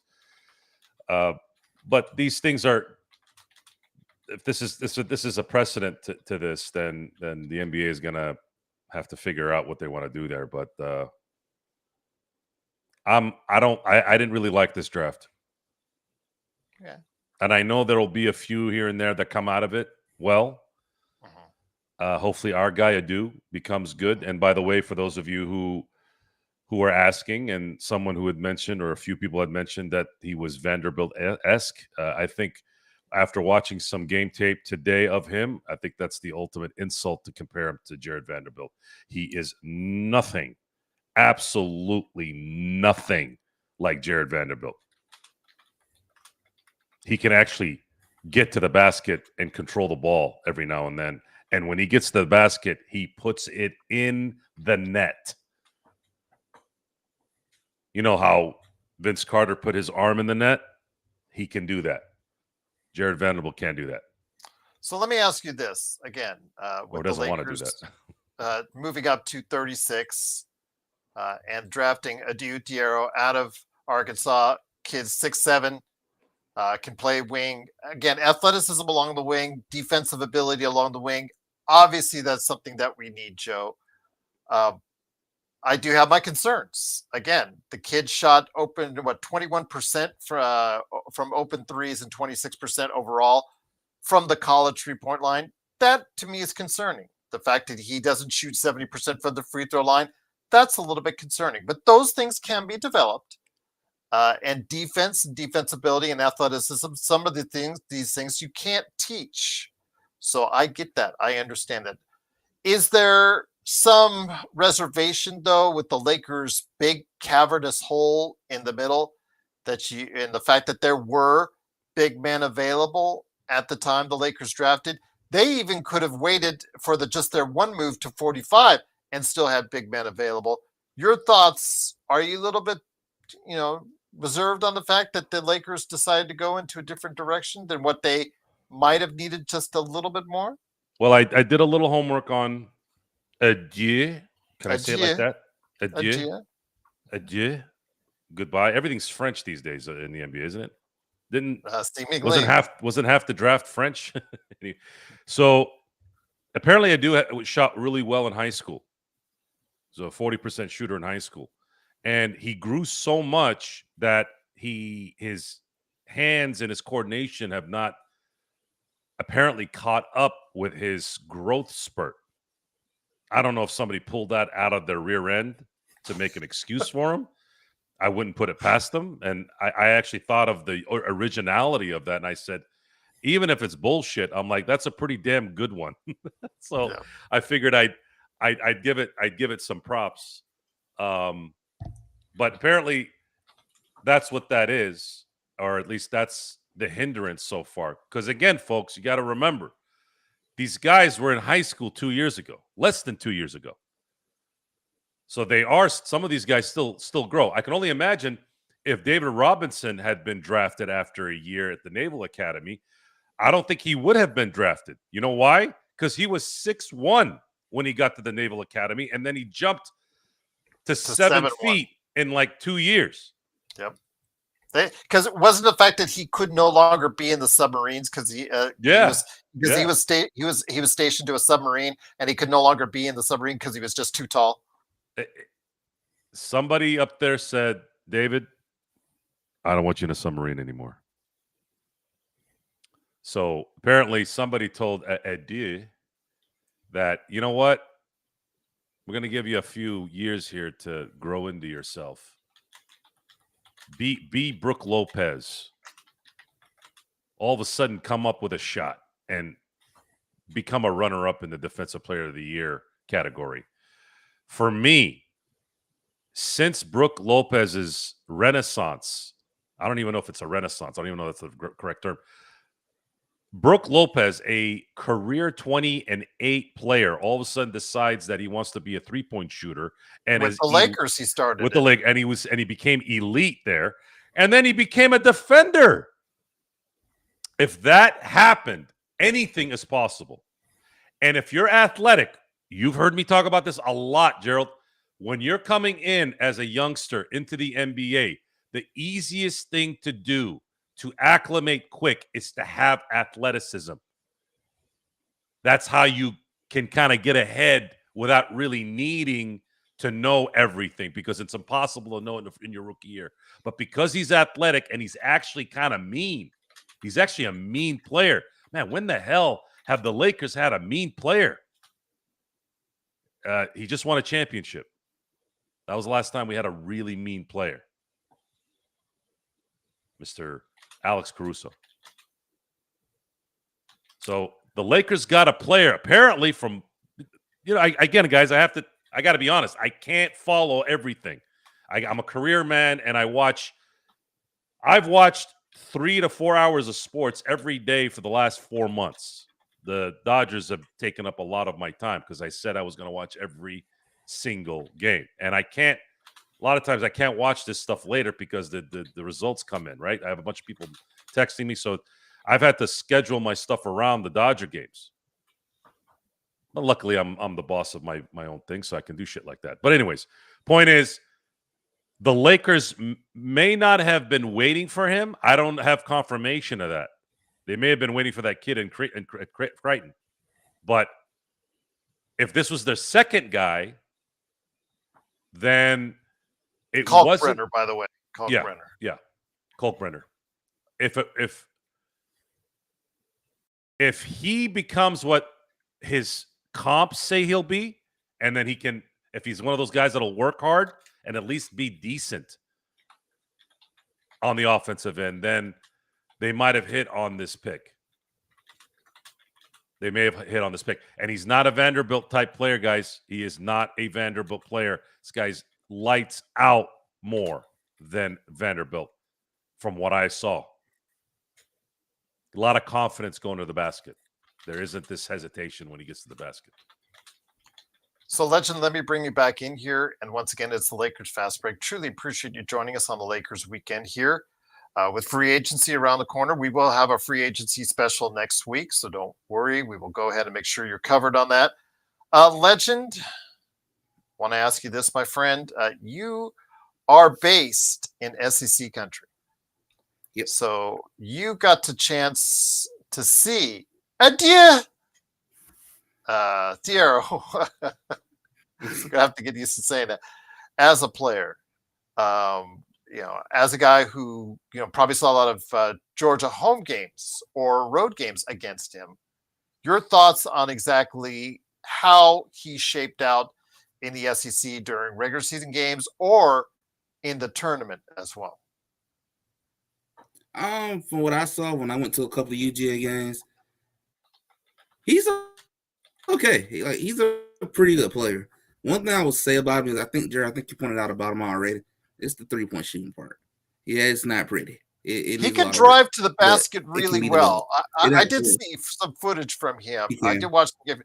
But the problem is, in the NBA, Legend, if you cannot shoot the three, just ask Russell Westbrook over the course of his career. If you cannot shoot the three, they play off you. So you can't drive, or it makes it harder to drive to the basket and be efficient there, Legend. You have to have some type of outside shot that's going to draw the defense in before you go on by.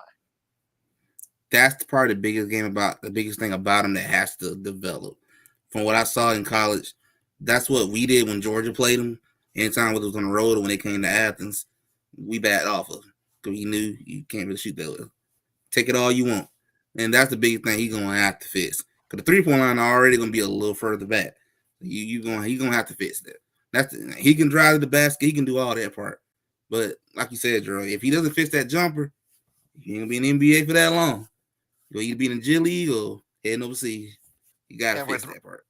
And with the Reeves, Joe shooting 35%, Luka shooting 35%. I mean, LeBron has to have another 39 or 40. Rui has to be at 40.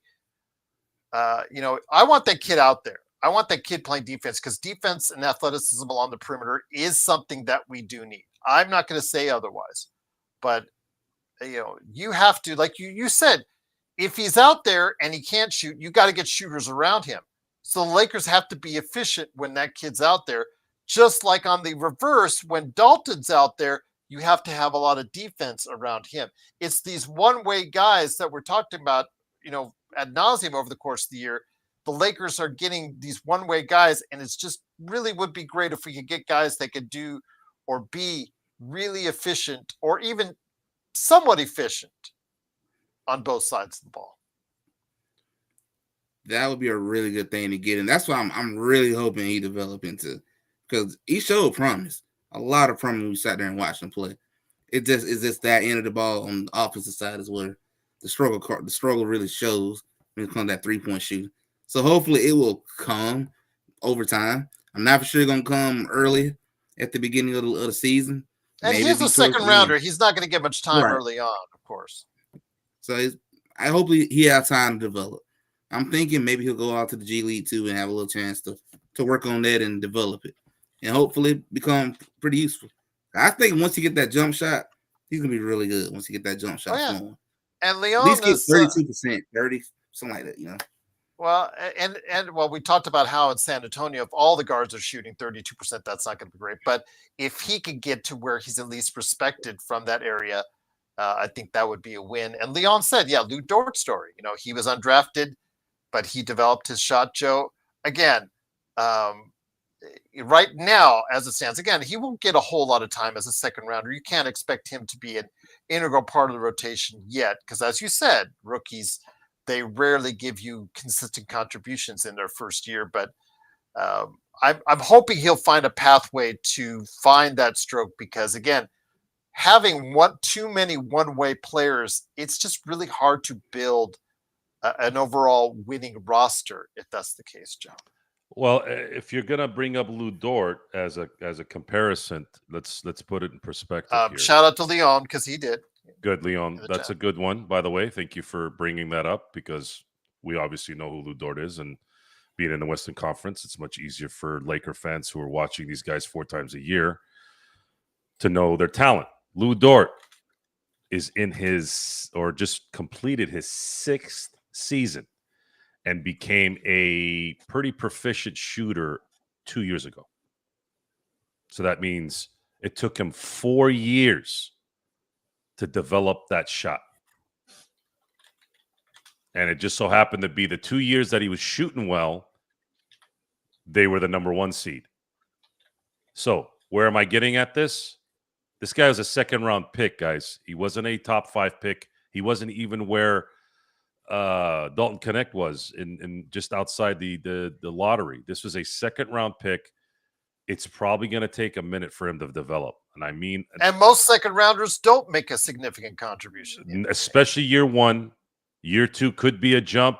Sure. 3. These guys are going to take a while. I'm not expecting a lot from him this year. If he does become the anomaly where he does help, cool. But I would not hang my hat on that. There's a reason why he dropped into the 2nd round. It's not just because he can't shoot. There's other things to factor in, because he's not going to be able to get to the basket in the NBA like he did in the SEC. He doesn't have a coach like a Calipari that's going to be able to devise a plan to do whatever. And all the big guys that were available in the 2nd round, Legend and Joe, they all come with flaws. I mean, Renal, he can stretch it to be good stretch 5, but as Bloodhound indicated, and it's true, a little soft on the defensive side, even though he has some skills there.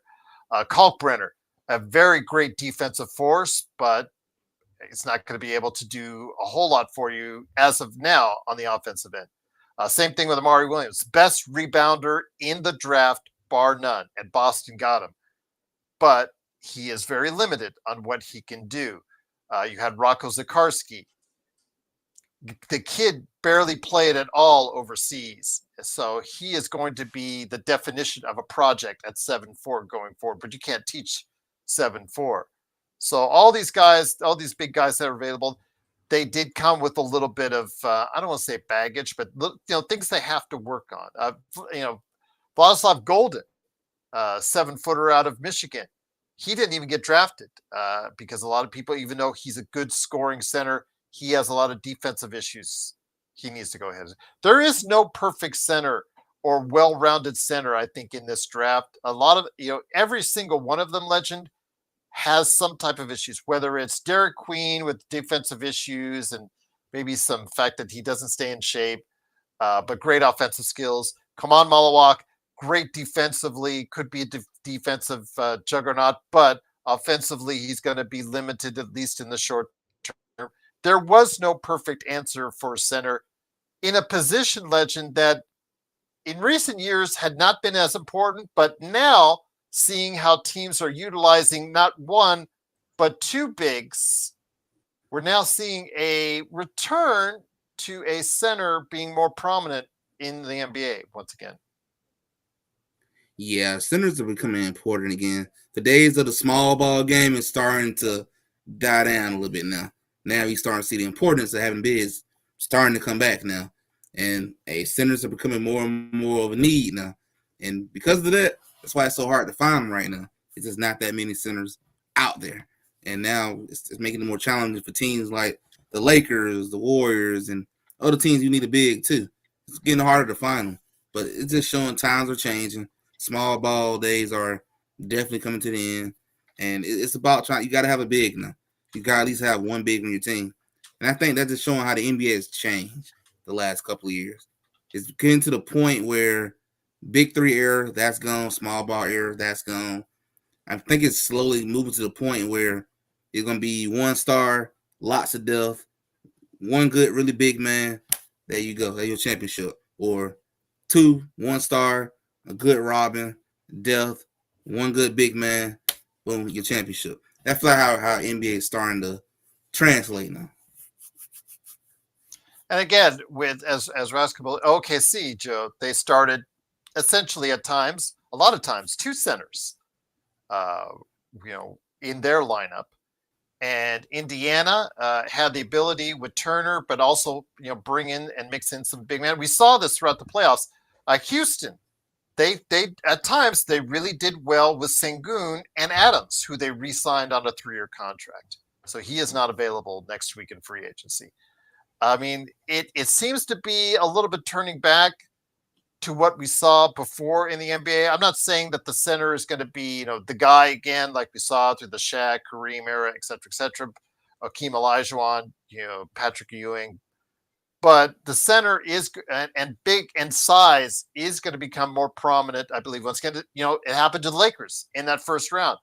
There was the fact that at times, Gobert, since you didn't play him off the floor, he went out and he bit the Lakers in the ass and dominated, especially in that last game, Joe. So it just shows that the Lakers need to think about exactly how they're going to go about getting some more size, like Legends team in Golden State is to their roster, Joe. I don't believe the center is back. I'd say they're still in the position. Well, I didn't say all the way back. I don't mean all the way back. I don't think they'll ever be back because if you look at how things played out this year, it's similar. The center position, I equated the center position to the running back position in the NFL. It's a luxury. It's not a necessity. Well, and if you, OKC was able to get away with 2 7-footers. So Hartenstein he played valiantly, but he did more not good than good in my view. Chet Holmgren, is he a center? Is he a power forward? You could say he's a tweener. Is he really a big man? But he plays like a really skinny small forward to me. But anyways, let me get to my point. The best center in the league, obviously, is Nikola Jokic. And you saw he played as well as he could, considering the fact that his guys were pretty much barbecued. Jamal was playing hurt. Michael Porter Jr. was playing hurt. Aaron Gordon was playing on one leg.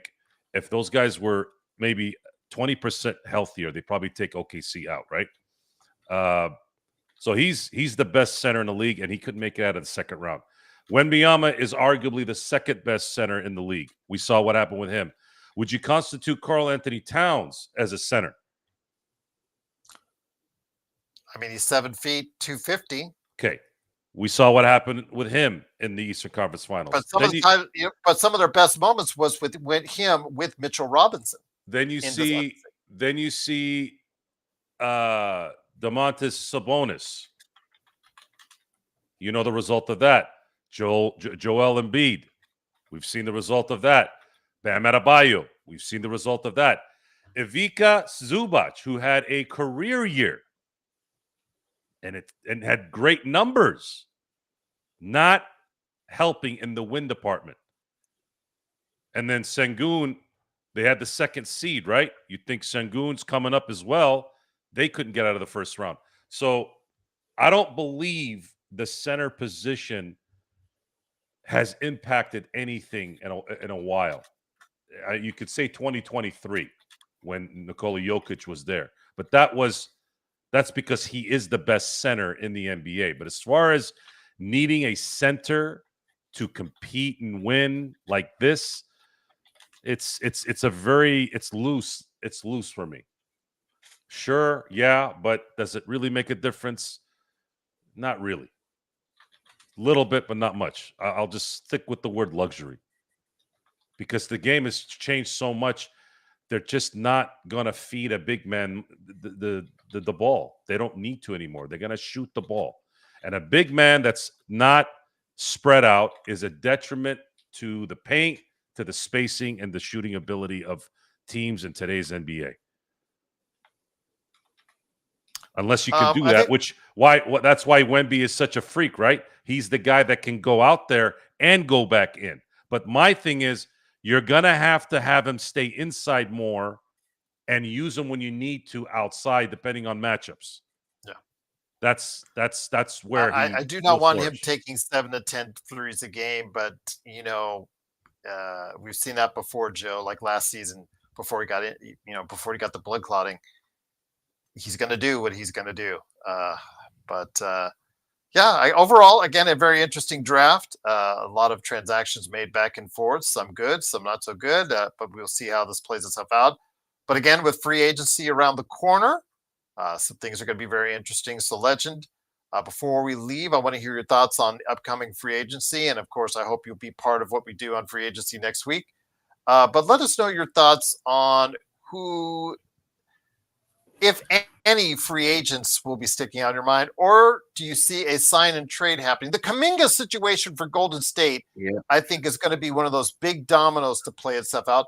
How do you see the Jonathan Kuminga saga playing itself out? I see us making a sign and trade with somebody. I feel like that's what's most likely going to happen. I'll be very surprised if he comes back on that team next season. I'll be shocked. I'm expecting a signing trade or something to happen. I'm expecting him to have a new home. Because do you think he'll go and sign a trade to Brooklyn for Claxton? That's been talked about quite a bit. I've heard that a lot. Heard that a lot with Claxton, and he's been tied with Miami too a little bit. Heard him with at least those the two main teams heard him the most tied up with. And then outside of him, I'm still kind of paying attention to Milwaukee too, just to see what happened with them. If Giannis really gonna stick in that situation. And that's something I want to ask Joe before we leave. This Giannis situation, is it just going to be quiet? Is it just going to be he's just going to stay on Milwaukee and go from there? He seems to be a bright enough kid to understand and realize his situation. It's not going to get, even in a dilapidated East, it's still not going to get much fresher for the foreseeable future in Milwaukee, Joe. No matter how good he is, and no matter how much he puts. If I'm Giannis, if I'm Giannis, this is me. Because he's not getting any younger either. I'm not saying that he has to be thinking this way. Giannis is 30 years old. Still young.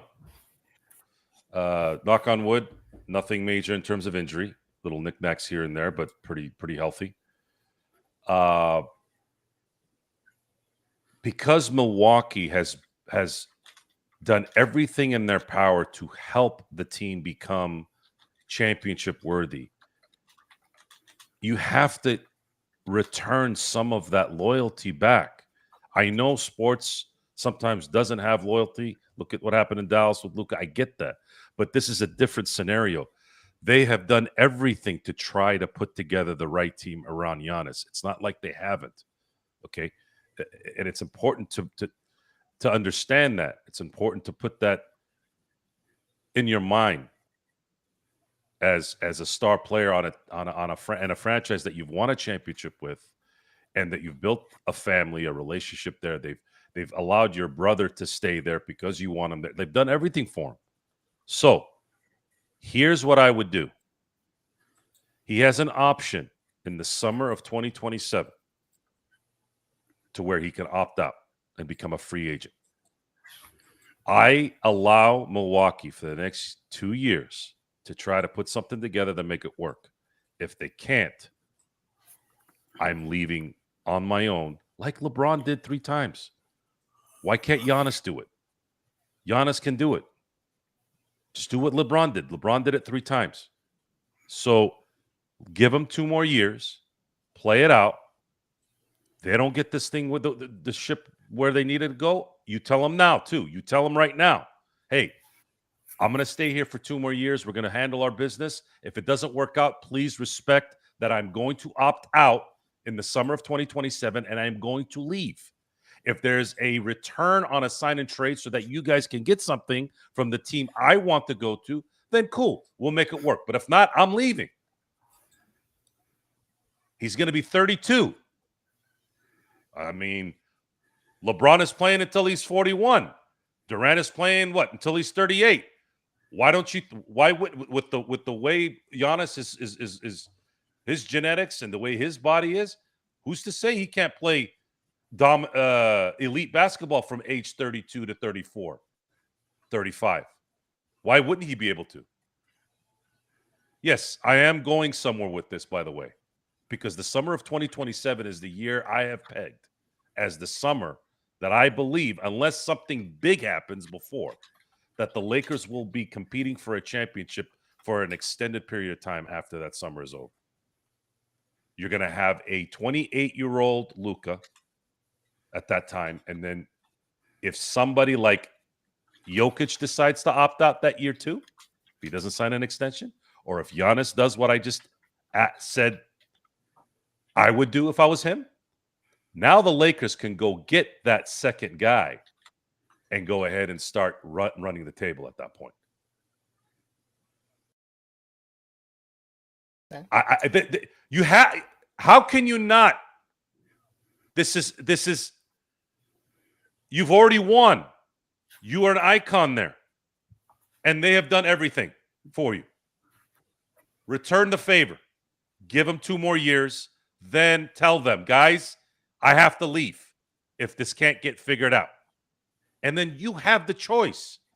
You have the ability to make your choice. That's what free agency is for. That's what these opt-outs are for. Make a choice. Be a professional. Don't be a piece of shit like James Harden. Don't be a scumbag like Jimmy Butler. Be like, from everything I'm hearing out of Atlanta, Trae Young doesn't want to leave Atlanta. I haven't heard a damn thing about him wanting to leave Atlanta. So Atlanta, now it's your job, Atlanta, to return the favor to your star. Go get him Jaylen Brown if you can. Go get him somebody else. He doesn't have anybody. Now, if they don't, guess what? Make the decision when your contract has an opt-out or when you become a free agent. Now, if you want to demand a trade in those scenarios too, there is that soft spot that eventually you're like, look, man, I can't continue to win 33 games a year anymore. I'm taxed. There are always exceptions to that too.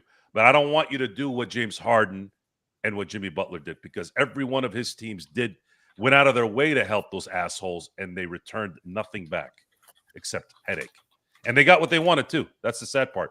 They've enabled it. The league has enabled it. The team that received those guys enabled it. Don't be that guy.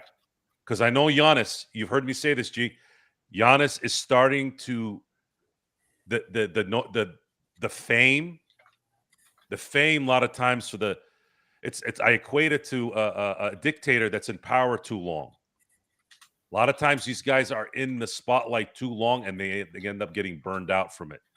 I can see Giannis is starting to get burnt out from it. So control your destiny. Repay the people that have been helping you, and then make the decision when honor your contract. I think that's. I had a friend of mine whose dad used to say things like that. He's like, honor the contract. You signed it. No one made you sign the contract. Honor the motherfucking contract. Yeah, okay. I'll honor the contract. Let's do it.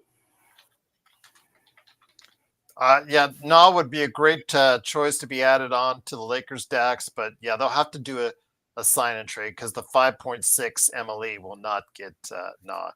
I think he's going to probably get more. Or, as we saw with Naz Reid today, guys, that's something to keep in mind. If Minnesota is going to go all in, and they're going to try to keep 2 or all 3 of their guys that are pending free agents, like they did today with Naz Reid, they could do the same with Na. They could do the same with Randall. I think they have word that Randall's going to opt out. I believe they're going to let him go.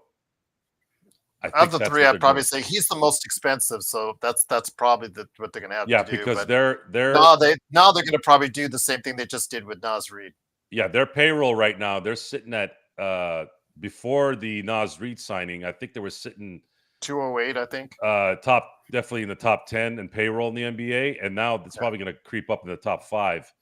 And Minnesota don't have a lot of sponsorships there, so and they just bought their new owner. What is Connolly's status? Is he still going to be a free agent or what? That's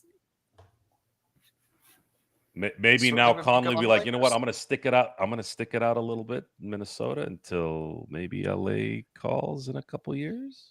Because he gave Minnesota a grace period of 1 year. That's what he did. This last year he did. He said he's going to stay on another year, but I think his contract is up this summer. So I would like to think that Conley might want to see what his options are maybe in a year or 2 versus now, because I think there's something that could open up for him. Just saying. Conley, for those of you who don't know who he is, he built the Denver team and he built the Minnesota team, and he's done very, very well. There's been a lot of discussions about who's going to be the next GM in LA when they decide to move Rob Pelinka out of the. He's technically now he is, since his extension. He's a player personnel guy now, like under the actual term, and general manager. We've discussed that he might be best as just a general manager. This team still needs a player personnel guy because now they have money coming in. Well, that's the guy you go get. Somebody that can build in Denver and have that team win a championship, and someone that can build in Minnesota, that's even bigger. And those guys have been in back-to-back conference finals series. That's a hell of a run for a player personnel guy. That's someone the Lakers need. And they just signed their 6th man for 5 years, $125 million. Yeah, it looks like they want to. Yeah, it looks like they want to continue to win, and it looks like I'm going to take a guess and say that they're probably going to let Randall go. He's going to. And you guys talked to me about Reeves, how he's not going to. How can he ask for $30 million a year? $30 million. Okay, if Naz Reid, legend, before I bring you in here to go ahead and shout out what you're doing on your channel. If Naz Reid as a 6th man gets 5 for 125, if Reeves has another 25-5 season, I know what his reps are going to ask him or let put in his ear, that he's going to ask for 30 or more, because they see that as the barometer. Okay, last summer you gave Minnesota gave Naz Reid 5 for 125. What are you going to do for me now? I scored around 20 points a game, 25-5. I'm a starter, et cetera, et cetera. I know where he's best at as a sixth man, but he no longer is going to be or wants to be a sixth man, especially in a contract year, and especially with his age, given the fact that this might be the only chance he has a shot at getting a multi-year, $100 million plus contract that might be available to him, Legend. Yeah, I'm not surprised. I kind of figure he's going to do this, and I can't blame him. I'm looking at what Baines and all them are getting right now, so I'm putting up numbers just like them. I'm going to ask for more. And next year, a lot of teams are going to have a lot of cap space, 805. You say that not in today's NBA. You don't understand that it goes up each and every year, and it's going to go up not like it did on that super bump where the Warriors got Kevin Durant, but it's going to go up pretty nicely next summer. And conveniently, there'll be a lot of teams that will have cap space next summer, Legend. And that's why I think his rep is looking like, don't sign it. You're going to get paid way more money if you wait the next summer. You got to be Force careful. your hands, he'll walk. Yeah, you got to be careful. If he gets injured, obviously, that throws. Yeah, and again, he's betting on himself, and the injuries in the NBA are not as prevalent as, let's say, the and NFL. He does have a player option, though, that he has to surrender before he decides to become a free agent. Here's what you cannot if he does do. Get injured, he's got that as an out. Right. Here's what you cannot do. First of all, he's worth $22.5 million a year in my view. The extension they gave him. I'm not disagreeing with you, Joe. I'm just. No, I know. I'm just saying. I know what he has. I'm saying based off his talents. That to me is his market. Anyone who pays him $30 million or more, good luck, because I'm not paying him $30 million. You know what the equivalent of that is, Gerald? Paying him $30 million or more. It's like paying Dak Prescott what you're paying in Dallas. It's like paying Kirk Cousins what he's been getting paid in Minnesota and now in Atlanta. But how many bad contracts are out there? I don't give a shit about. I don't give a shit about any of that. But I'm just telling you that there is precedent for big contracts. Cannot overpay for good players. You pay max money to good players, and you will never win. Well, I'm not disagreeing with you. I just know if I'm his agent, I know what I would ask.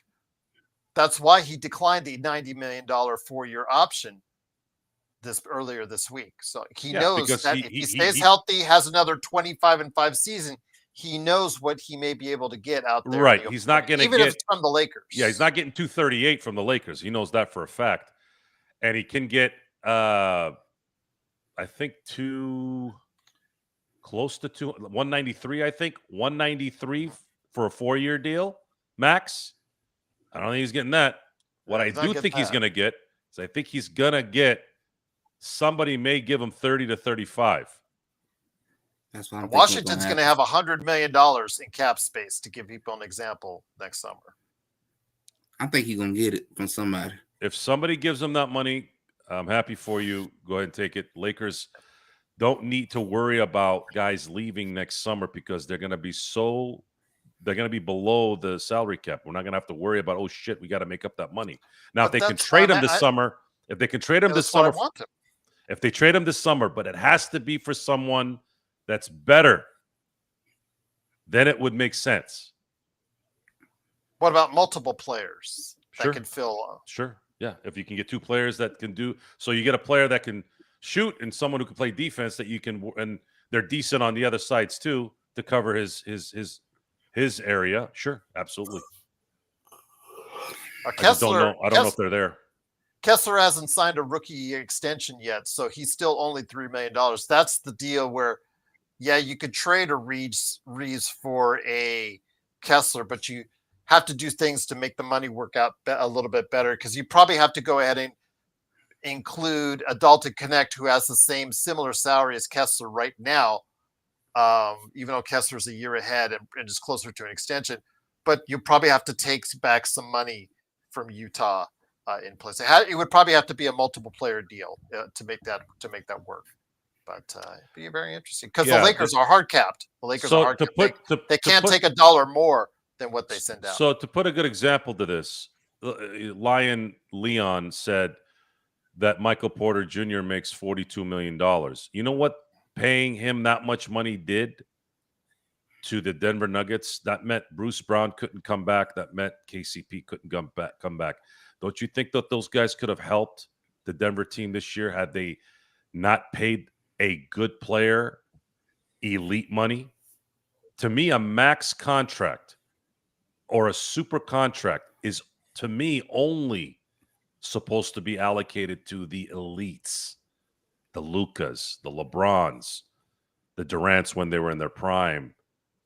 But if you give that kind of money, if you get elite money to guys that are good players, you're going to find yourself in trouble. You look at Naz Reid. Naz Reid got, I think, fair market value for his talent because he still has room to improve. They didn't drop $40 million on him.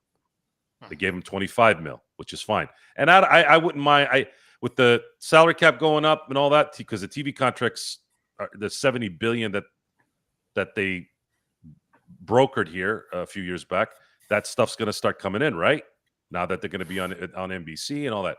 So the salary cap is going to go up. There's going to be more money to be available. So if you're going to give Austin 25, but you're able to go get a superstar to sit with Luka, and then you have a couple other guys that can make 20, 22 million too, and have like 5 guys, like 2 stars and 3 really good players, and then hit on the drafts with a couple of good guys that can be the scrappers. You start looking like Oklahoma City again. And we'll see. And then this Eric Dixon kid, he might have a shot to make the regular roster. Again, he led the NCAA in scoring, 6'8", 250. I just hope he can bring some of that skill to the defensive side, which he did not in Villanova. I'm hoping he can be a better rebounder for his size. He needs to drop 30 pounds. And drop 30 pounds indeed. So we'll see what happens there.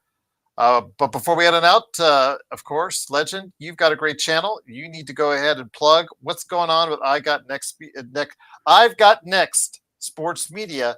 I put the description in the description below. You got the link right there for Legend before we head on out.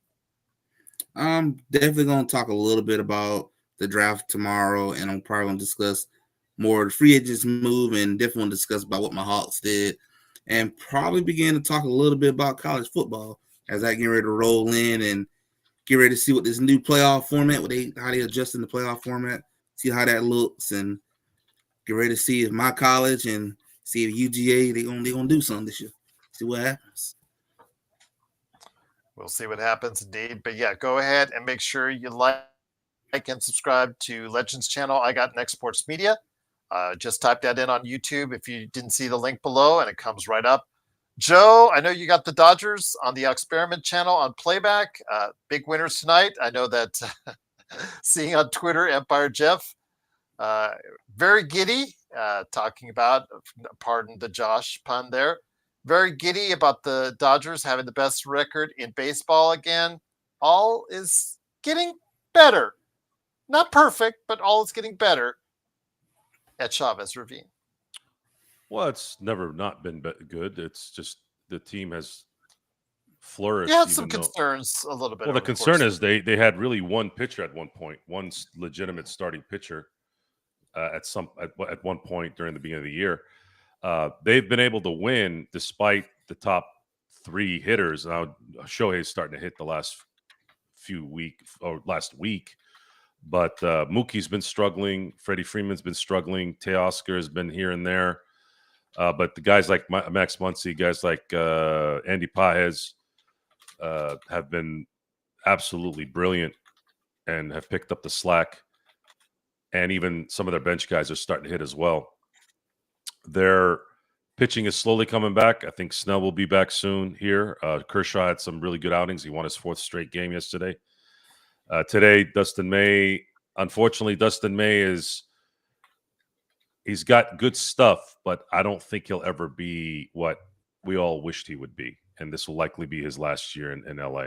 But if he can at least get himself through this year and allow the Dodgers to get the best record in the league, maybe he can be used out of the bullpen for certain games, but I don't see him being one of 3 at the very least that are going to be available for the playoffs. I think that'll still be allocated towards, for sure, Yamamoto,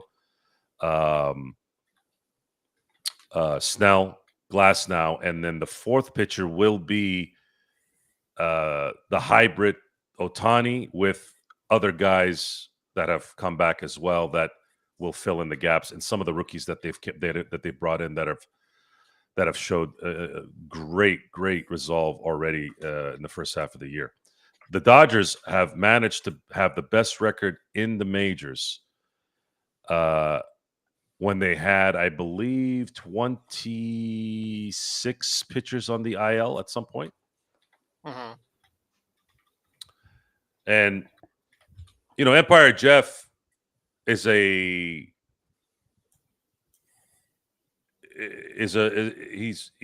an internal optimist. That he is. His optimism has rubbed off a little bit, just because we do talk a lot. Except for Vando. Well, Vando is incapable of doing what needs to get done. He's on that hill, and I don't think he's bringing you up that hill. I don't like basketball players who can't do basic basketball things. It drives me nuts. How do you not catch the ball and dunk the ball when you're 6'8" with long arms? I don't understand how that happens. That's a mental block. I don't want mental midgets on my teams. I'm sorry. I don't want mental midgets in anything in my life. And I'm sorry if that's disrespectful to you, or, hey, it's not fair. Look, this guy is a freaking professional athlete.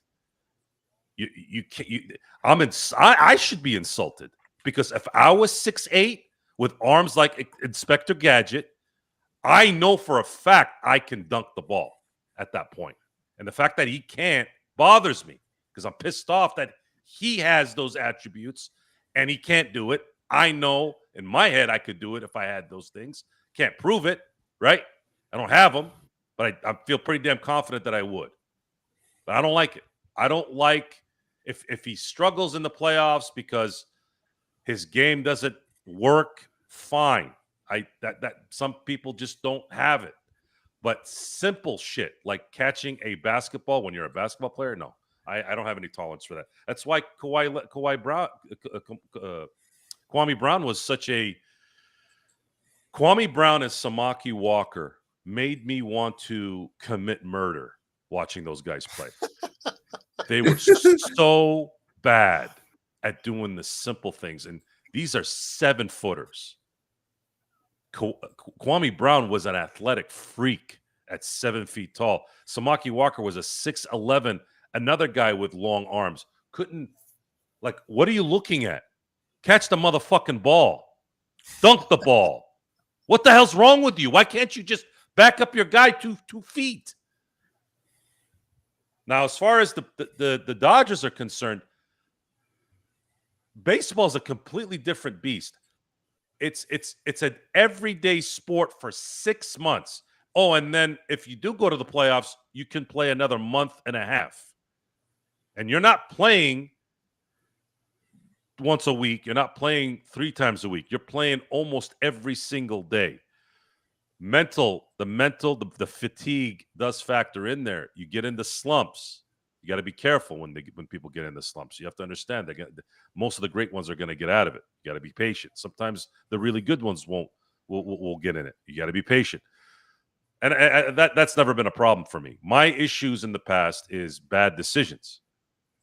Why would you take this guy out now?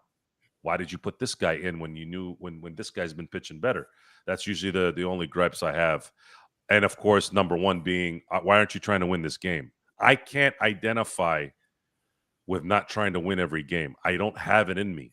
That's the George Steinbrenner in me. And I've had discussions with Yankee fans about this. I have a lot of Yankee fan friends from New York. Hal's not like his pops. I go, he'll never be his pops. Those guys don't grow on trees. They just don't. My kids don't have the ferocity I have. They never will. They're good people. They're going to be good people. They're nice. They're delicate. They're not they're not messed up like I am.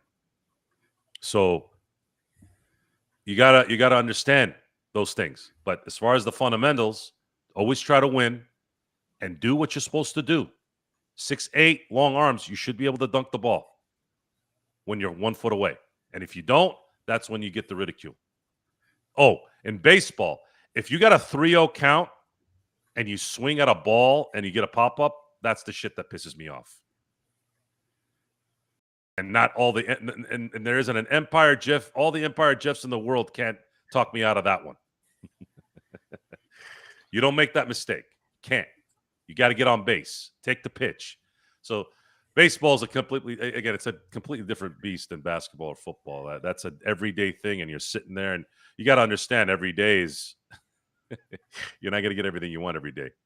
It's not once a week. So, but I'm very happy with where the Dodgers are, and the Dodgers right now have made it through half the season, doing what they're doing. I have no doubt in my mind that they're going to finish the second half of the season with the best record in the majors. And if they get past the NLDS, I have at that point no issues with them not going back to back. They're just too talented. They're too focused. And Dave Roberts right now is managing exactly like he was managing at the end of last year. And I have, just to let you know, the game that he is helping financing, Joe Soro, is called Corrupt. I put it in the description below, but I'm also going to put it in the chat. I did get a notification from Steam that the game is 80% off during the course of the Steam sale, the summer Steam sale that's going on. It is 80% off. It is now just $5, $4.99.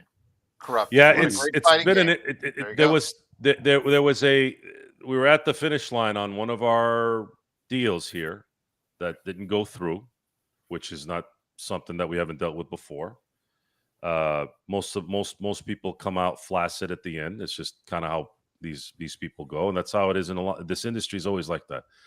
However, it doesn't stop us from the development of what we're doing here. So currently, we are working on a build for the PlayStation 5 and a build now for the Switch 2.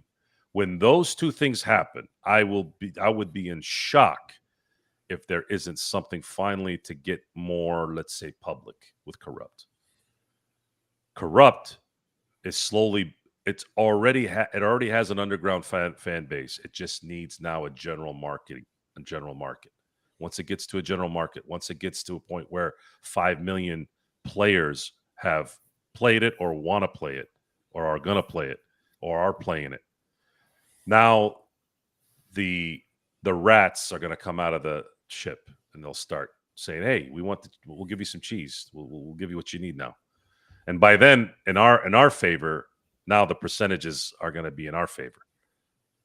So there's a good and a bad in this. Yeah, we have to wait. Yeah, we still have to grind without the full impact of the resource.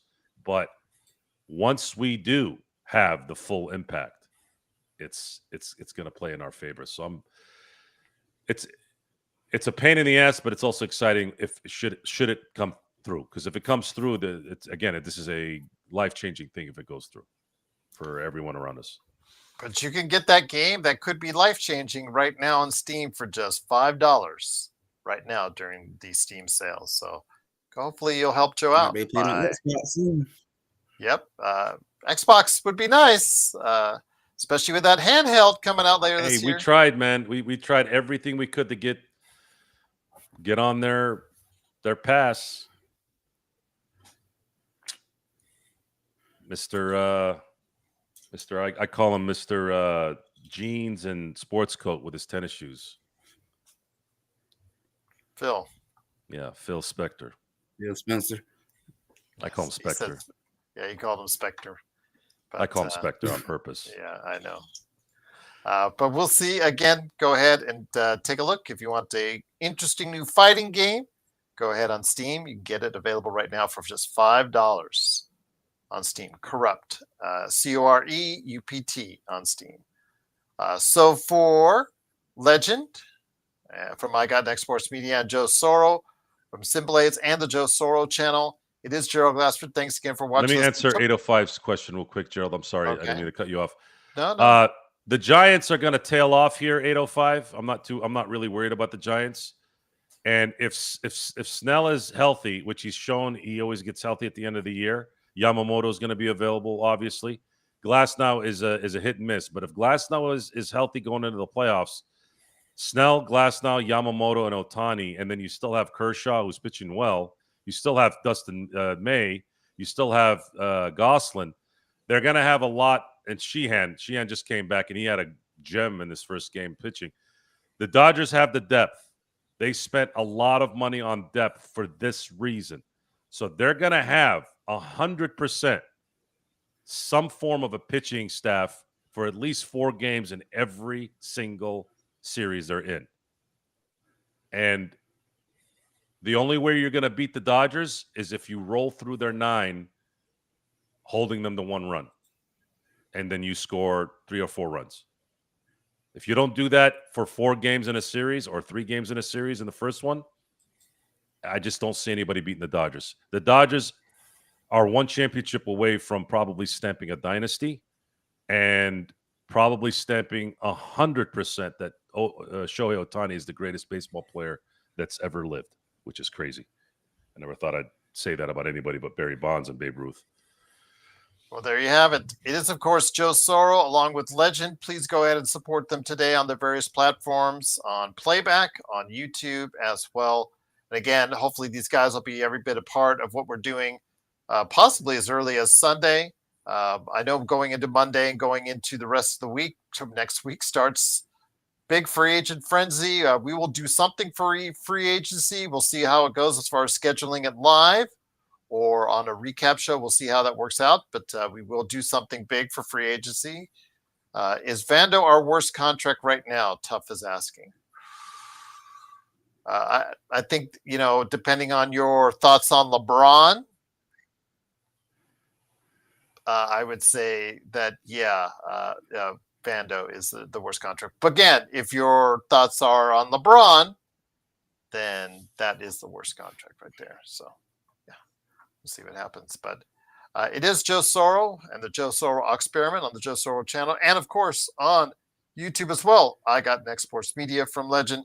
Thanks again for joining us tomorrow at noon. High noon is the Lakerholics crew from Lakerholics.com. They'll be here to discuss the Lakers draft, the Lakers free agency.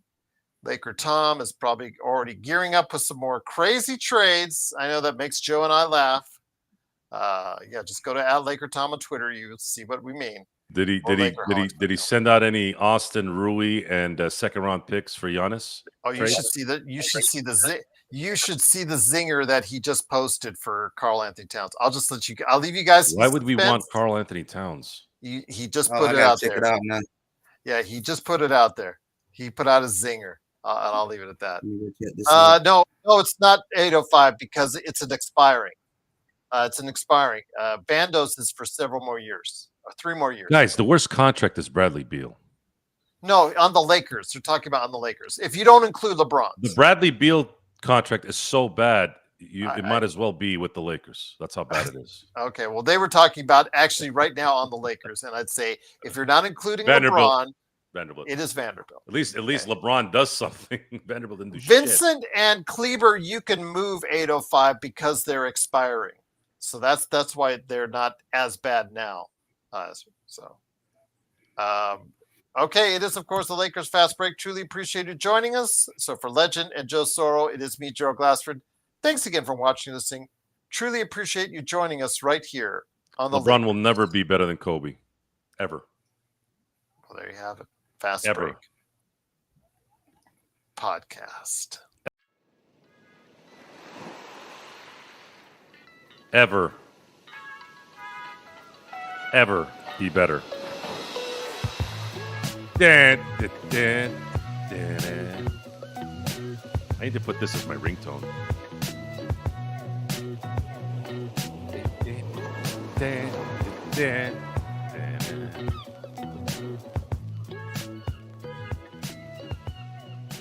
Win championships, baby.